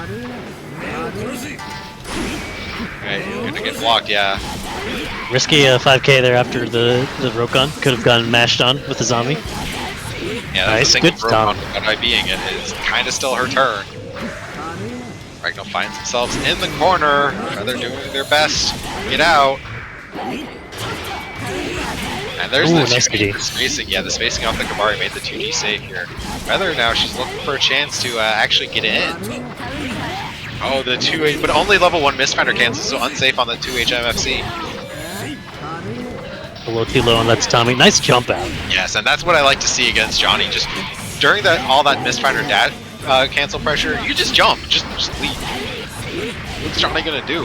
The answer is Y-hander, but this won't kill, but it will get the job done. Yeah, still a knockdown technically, just because the tech, it's basically hitting them on the ground. Not really a chance to tech that as a result. Coast to coast with the Mistfinder. Ooh, that's not good. Yeah. Yeah. You know what? I don't disagree with the burst at all. It's like, listen, I just need a little bit more. Just don't overextend. You got 20 seconds. That JP means nothing, and gets the JS into the delay 2K. Gonna catch Feather out, trying to block the high.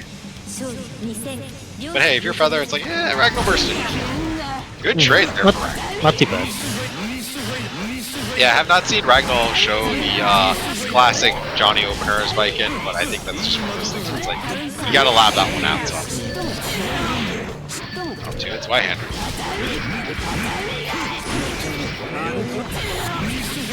I think Ragnall also recognized, like, hey, I can just, you're not punishing me doing Suzerain directly into Rokon. Yeah, I mean, only -2, Johnny's fastest button being like, what, 4 frames, but it's like, has to be close up, right? No, 6 frames? His 5K is 6 frames, so I just imagine his 5K was it might be 5 I think frames. 2P is 5 frames, actually. Something like that. Either way, Feather, she's not doing a good job of IBing the Rokon, so it's really nothing to do about it anyway. Like, not really at a huge risk unless she gets IB'd on the Rokon, yeah? Alright, but Feather's got the lead here.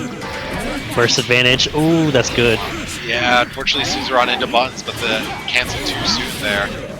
And they you're plus, but you're not that plus. Tries to jump out, gets scooped, yeah. Oh, good job. Didn't get counter hit. Didn't get counter hit. Yeah, Johnny is not counter hit state, so it's actually very hard to counter hit Johnny doing any sort of parry like that because he's just always Mistfinder cancel. Yeah, once he's at level 2, it's like, it doesn't happen that often where he's safe, but it can happen plenty.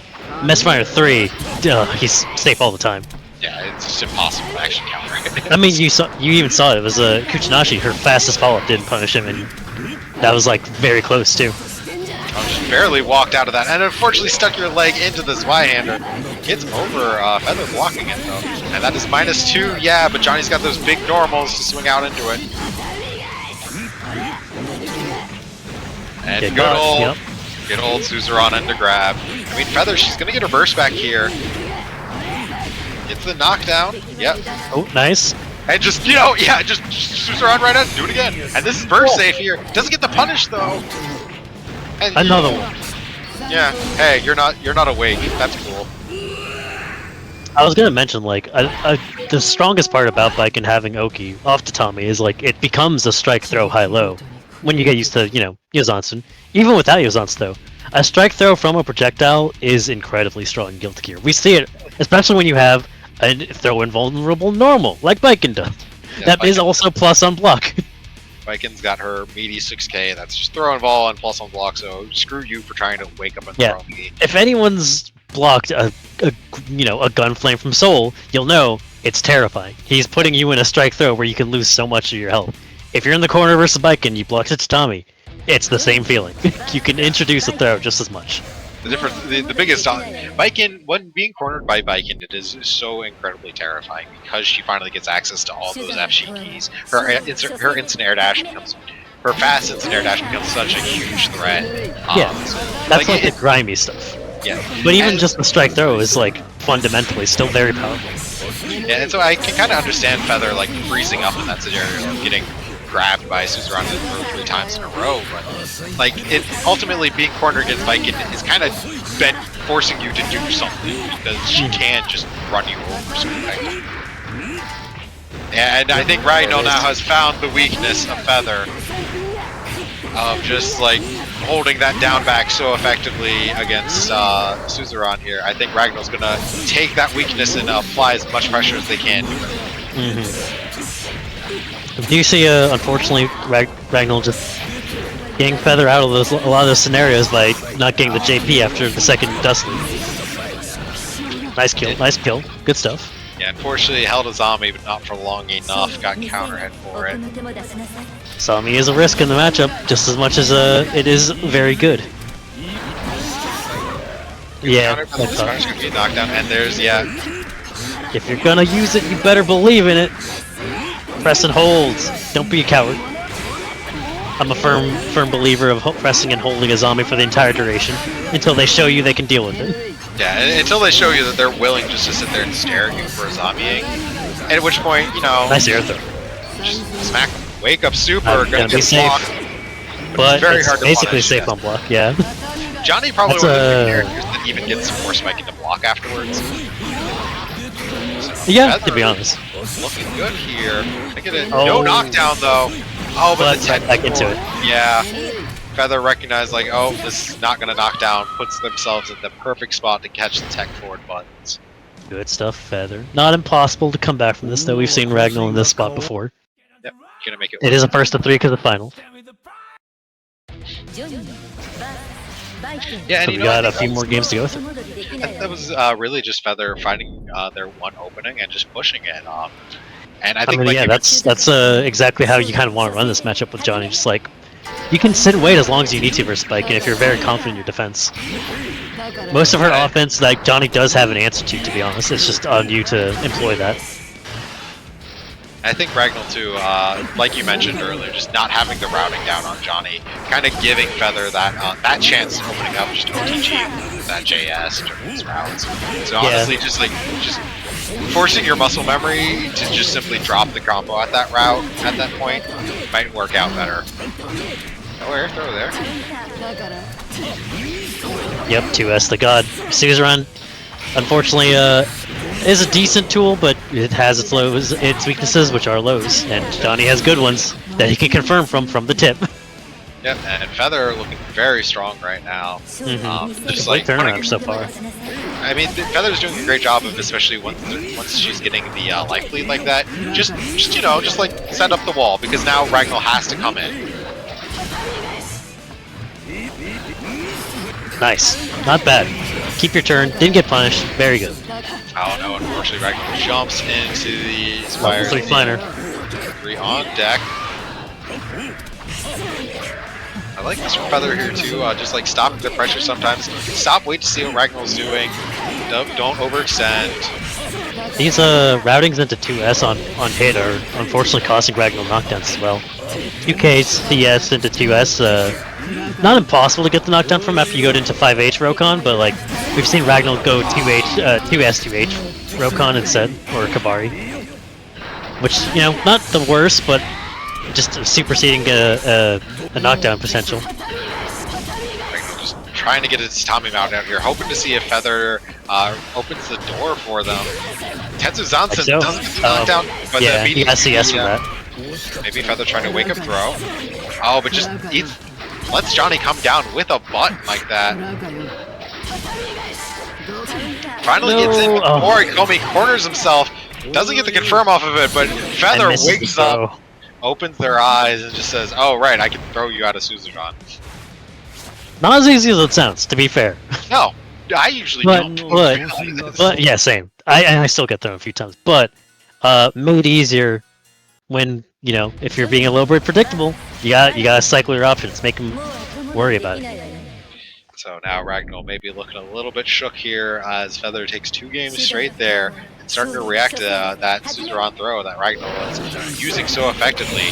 Dash forward air throw catches Ragnar jumping, reacts to the jump round start there. And that's exactly what I was talking about those 2K hits landing, but not really getting much when you go into 2S, unfortunately. You're gonna have to go into 5H if you want the knockdown. Big counter there, Feather tried to probably air throw Ragnar, which got countered by JH. Oh, drop the combo with the little zoop zoop. Hey, remember when we nerfed Johnny by making his Y hitbox bigger so that way he wouldn't have his easy routing? And then he had easy routing and also his Y wire, so he was just a giant projectile. What a funny nerf idea. Nerfed anything else about this character. But anyway, gets caught trying to IID back into its Tommy mat. Mike, this is going to be guess for game here. Sets up the unblockable. Mike can Azami out of this, but doesn't. Yeah. Yep. Unfortunately, just does not rely on it and gets caught out. Funny enough, that Azami situation for Baiken is still a guess because he can also TK Finer, and you're still guessing high-low Azami. Yeah, you're guessing high-low Azami now instead of yeah, I mean, you know, I take the high-low. Burst is on deck, doesn't get baited. Yeah, I think Feather maybe looking for it, but just a little bit earlier than she expected here. Get the Jinase there, but too far to get. Yeah, it looked like it had to get like a microdash far slash. Can't Suzerain out. You gotta jump out. Oh, but there it is. Yeah, unfortunate. Feather finally recognized that, like, yeah, Rokon, I can mash after it. Ragnar, I appreciate not doing the haha funny biking of Rokon into Azami, but sometimes you gotta represent it. And yeah, just the low to catch the Suzerain. When your opponent has shown you they're going to press every single time, you can either backdash, block, or Azami. If you don't represent either of the 2 options, they know they can always press. Yeah, and that is why a lot of Ragnar just coming down to the same thing that they're doing a lot. Some offense that is unfortunately not very real getting exploited by Feather, like, well, this isn't real, so I can just press and take my turn. Because Johnny has great buttons to take their turn back whenever they get an opening. That's the biggest struggle in this matchup as Baiken is keeping Johnny honest and not pressing when he shouldn't be pressing. And if he can press, making sure you keep your turn as safely, or avoid getting your turn stolen by getting robbed and just go back to neutral, you know? Feather gets the revenge in the grudge match there, taking it over Ragnar 3-1. Gonna get into grand finals on loser's side here, facing off against Rad Guy's Soul. Good stuff from everyone we've seen so far. I'd love to see some Guilty Gear, and everyone hosting a good set for us today. I appreciate it. You know, I know we've been giving out advice and sometimes can come off maybe not as kind. I figure should represent. Everyone's showing a lot of good stuff. I've liked what I've been seeing from people practicing. Maybe kind of taking a step away, actually. Yeah. This is a Cleveland Grand Finals here. So we got Cleveland Grand Finals. Yeah, Let's go. Yeah, both these guys are from Yeah I Got You, which is the local they run at Cleveland here. So this is gonna be good. So That's sick. that's You love to see it. sick. So for some, I see some of the Cleveland folks coming out and supporting and following. Thank you so much for that. But yeah, let's get this grand final started, shall we?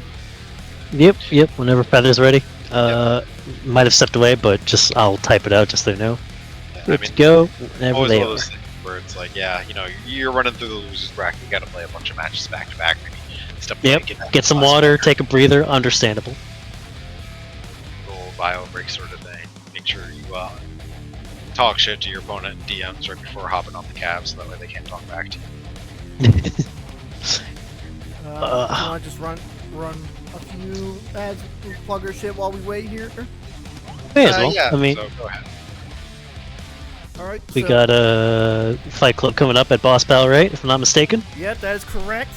So, for those of you who don't know, this has been a highly anticipated return for the greater Indianapolis area. We are running Guilty Gear Strive, Under Night in Birth, Street Fighter 6, and Tekken 8.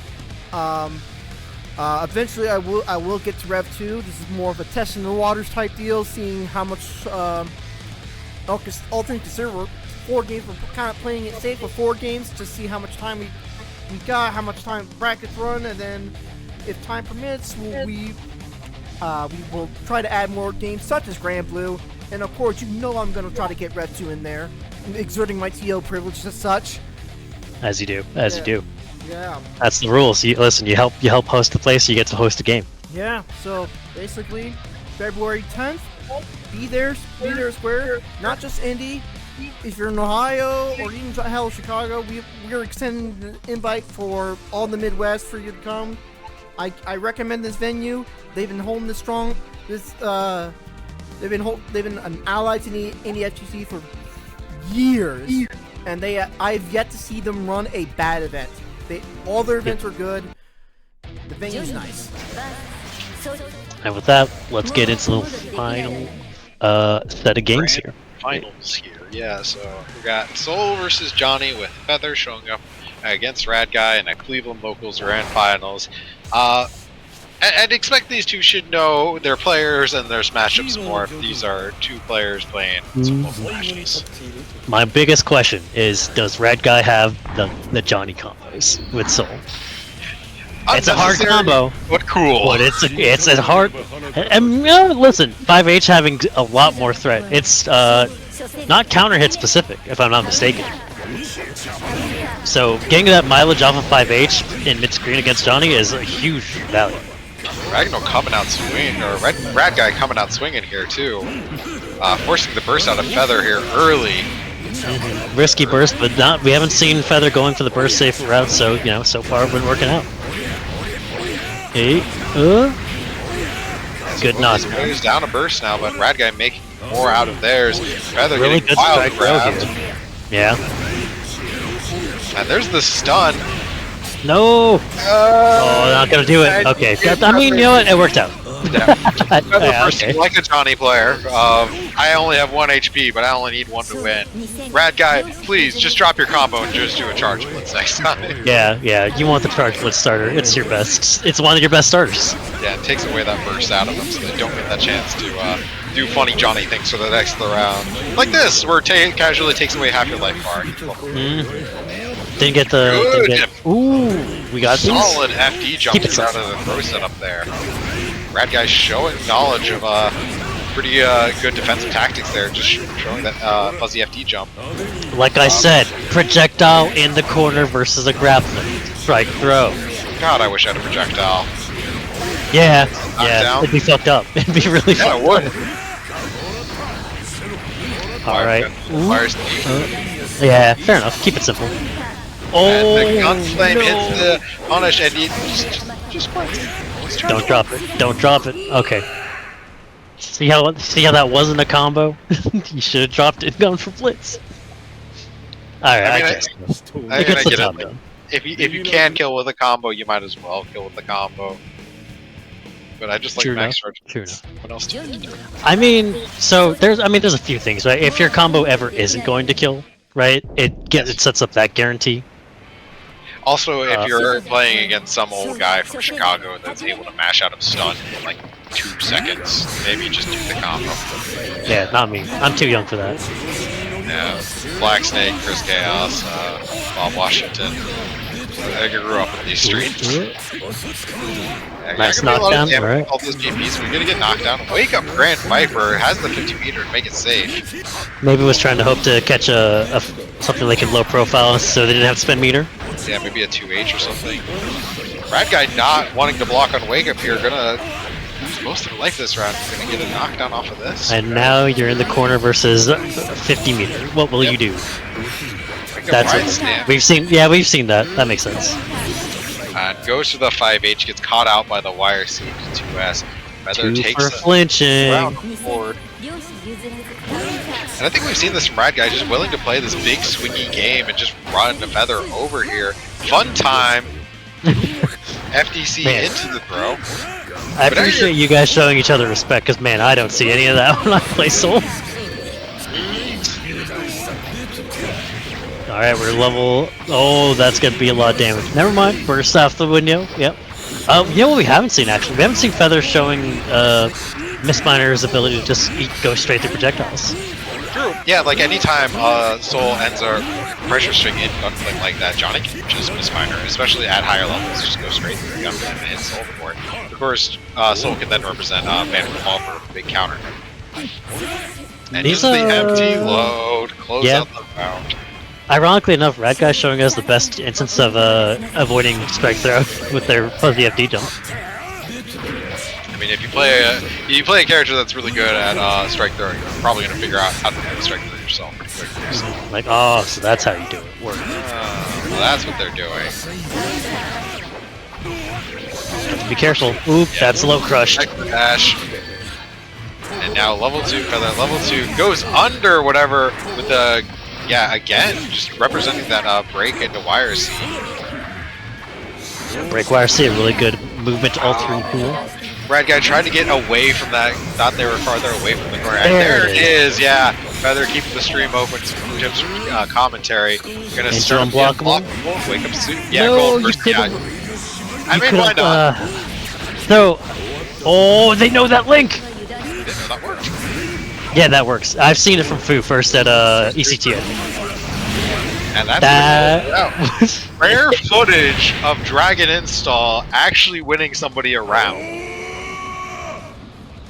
That's the first time I've seen Dragon Install actually win someone around from a comeback situation. like genuinely proper. Long time. Oh man, that was great. Good stuff. So Rad Guy gonna bring it up 2-0 over Feather there. Feather there was like definitely just like, oh, they entered Dragon Install, they have a pixel of life. I'm just gonna down back here and let them do something stupid.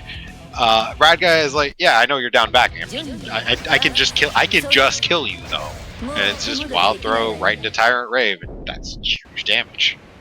I didn't know that worked off of that. So I knew from Fu that you can do DI like /5H into 2D and then link into PvP. Or no, you just link it 2D into 5H and then you can do PvP. But I didn't know you could just do it straight up crouching like that. Yeah, I thought PvP whipped on grounded opponents, honestly, so I was very confused by that. Hey, Rad Guy, you're gonna have to send me the notes on that one. Alright, we got Feather doing a solid Johnny round so far. Yeah, I mean, level 3, yeah. Hopeful burst, unfortunately, just didn't pay out. I mean, you want to burst a bit sooner if you go in the burst. It was one of those things where like you'll burst to get rid of Johnny's levels, but unfortunately at that point in the round, just go to the next round because you're not getting your burst. You have such a life deficit. Good JPP into the wild grab gets me every time. The wild grab. Empty jump wild, yes, there it is. There's the JS, the wild throw. Makes it easier for Red Guy too with that IB, lowering the amount of blocks that they were in. Yeah, but of course also makes it riskier. You can always IB to into the 5B just to punish it. Another one. Doesn't FD in the air though. Good avoidance there on the breakdown. Gonna get some good time. And this combo is gonna take some time too, which is very important. Yep, free starter. Take your pick. Doesn't get the confirm though. Wasn't ready for it. Important to know, 6K non-counter hit, not as generous for Johnny as he might like. Alright, Feather here just a few pixels from taking a game. Gets a gold burst here that's huge for Feather. Red guy here with pixels of light just trying to cover something out. Got caught squirming. Yep. So Feather gets a game on the board, avoiding the end of the bracket there. I like that from Feather. Just like, I have 50 meter, you're low health, one hit literally. I'm just gonna make you block as much as possible. Yeah, and if you squirm, it's your death. And you have no meter, so you have to consider any time I might do a special. So honestly, also they're miscounter. Feather honestly probably could have just sat there spamming coin over and over, and that would have won as well. Just jump chip damage. Yeah, do normal coin, normal coin, normal coin. Fuck that, just coin. Well, they only had so many coins at that point. Good 5H there. He's zoning out. You see Rad Guy here. Rad Guy's starting to make some adaptations here though. He's playing a little bit slower in the neutral game. We've seen Rad Guy up until this point just kind of trying to run Feather over like that. Misses the RC though. Feather doing the counter adaptation oh, that's what we're doing? Got you. Wild grab. Get corner for this one. Yeah, Rad Guy's been on top of people, they're just on top of their entire existence with these throws. Calling everyone out. You ain't jumping out of these, I got you.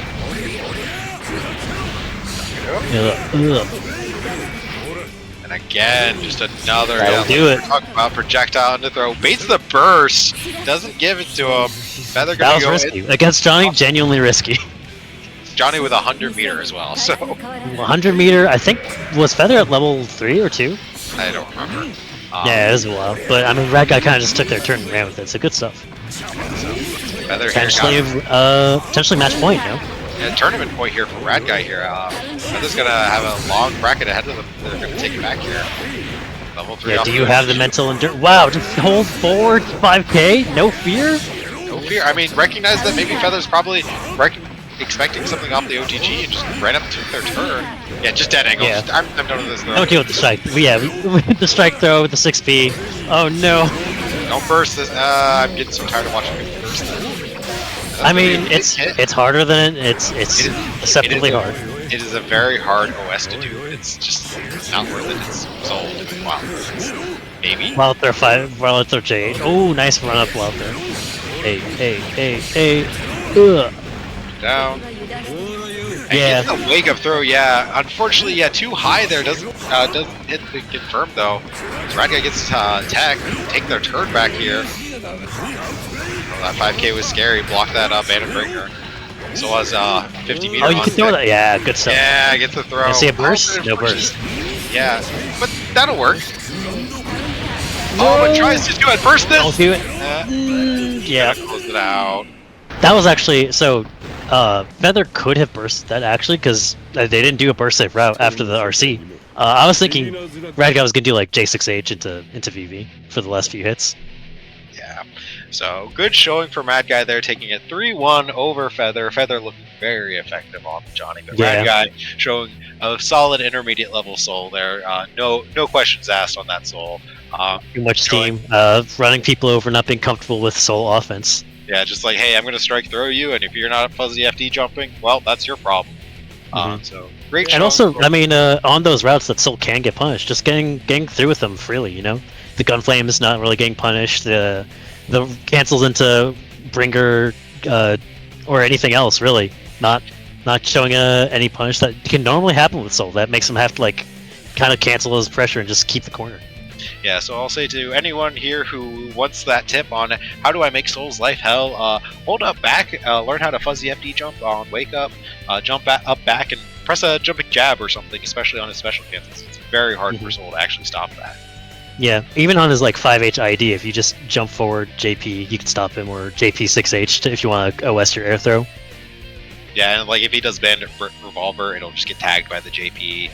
He basically has to Gunflame YRC, which at that point he can look to actually punish you, but he's spending meter for that punish. So you're eating. But we digress. Yes. Yeah. So there's So just the so thank you again for everybody kind of tuning in. That was a really good bracket. 11 entrants going on. So Rad Guy, you still congrats on your win. You still gotta win one more Xrd Step to fully graduate.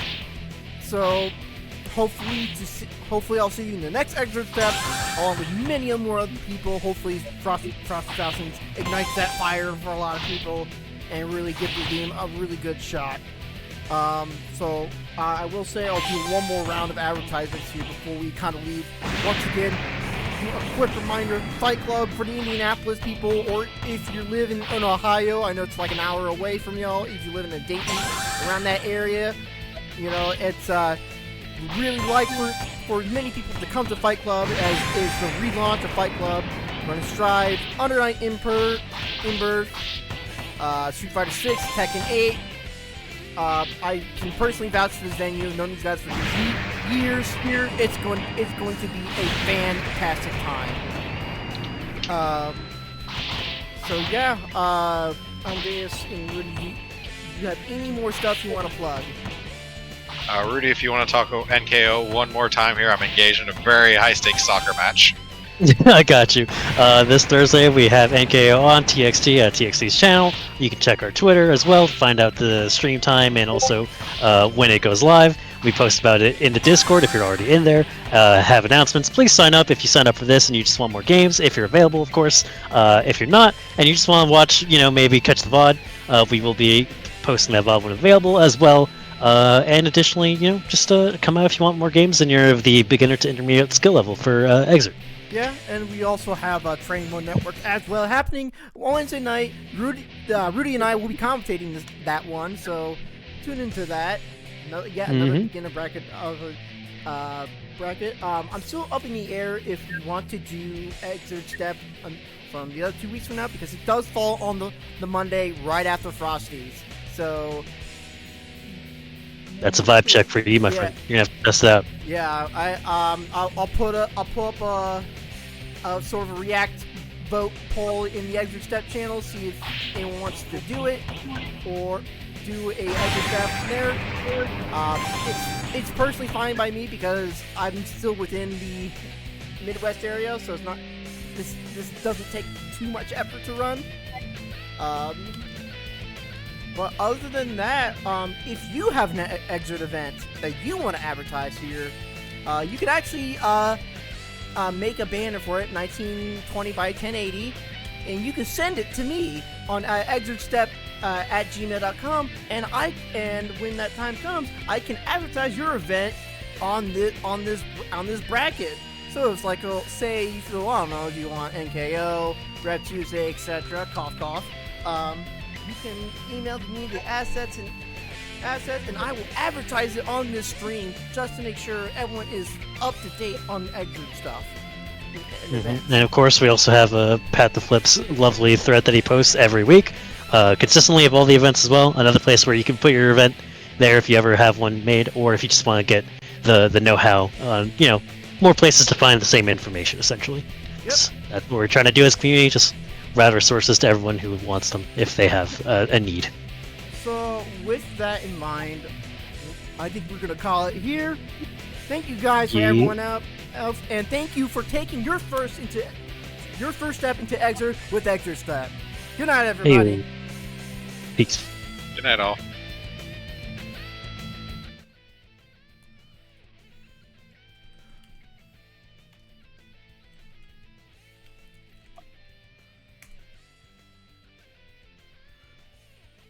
Hey, Rudy, you want to go play matches? Or you want to, get snacks or something?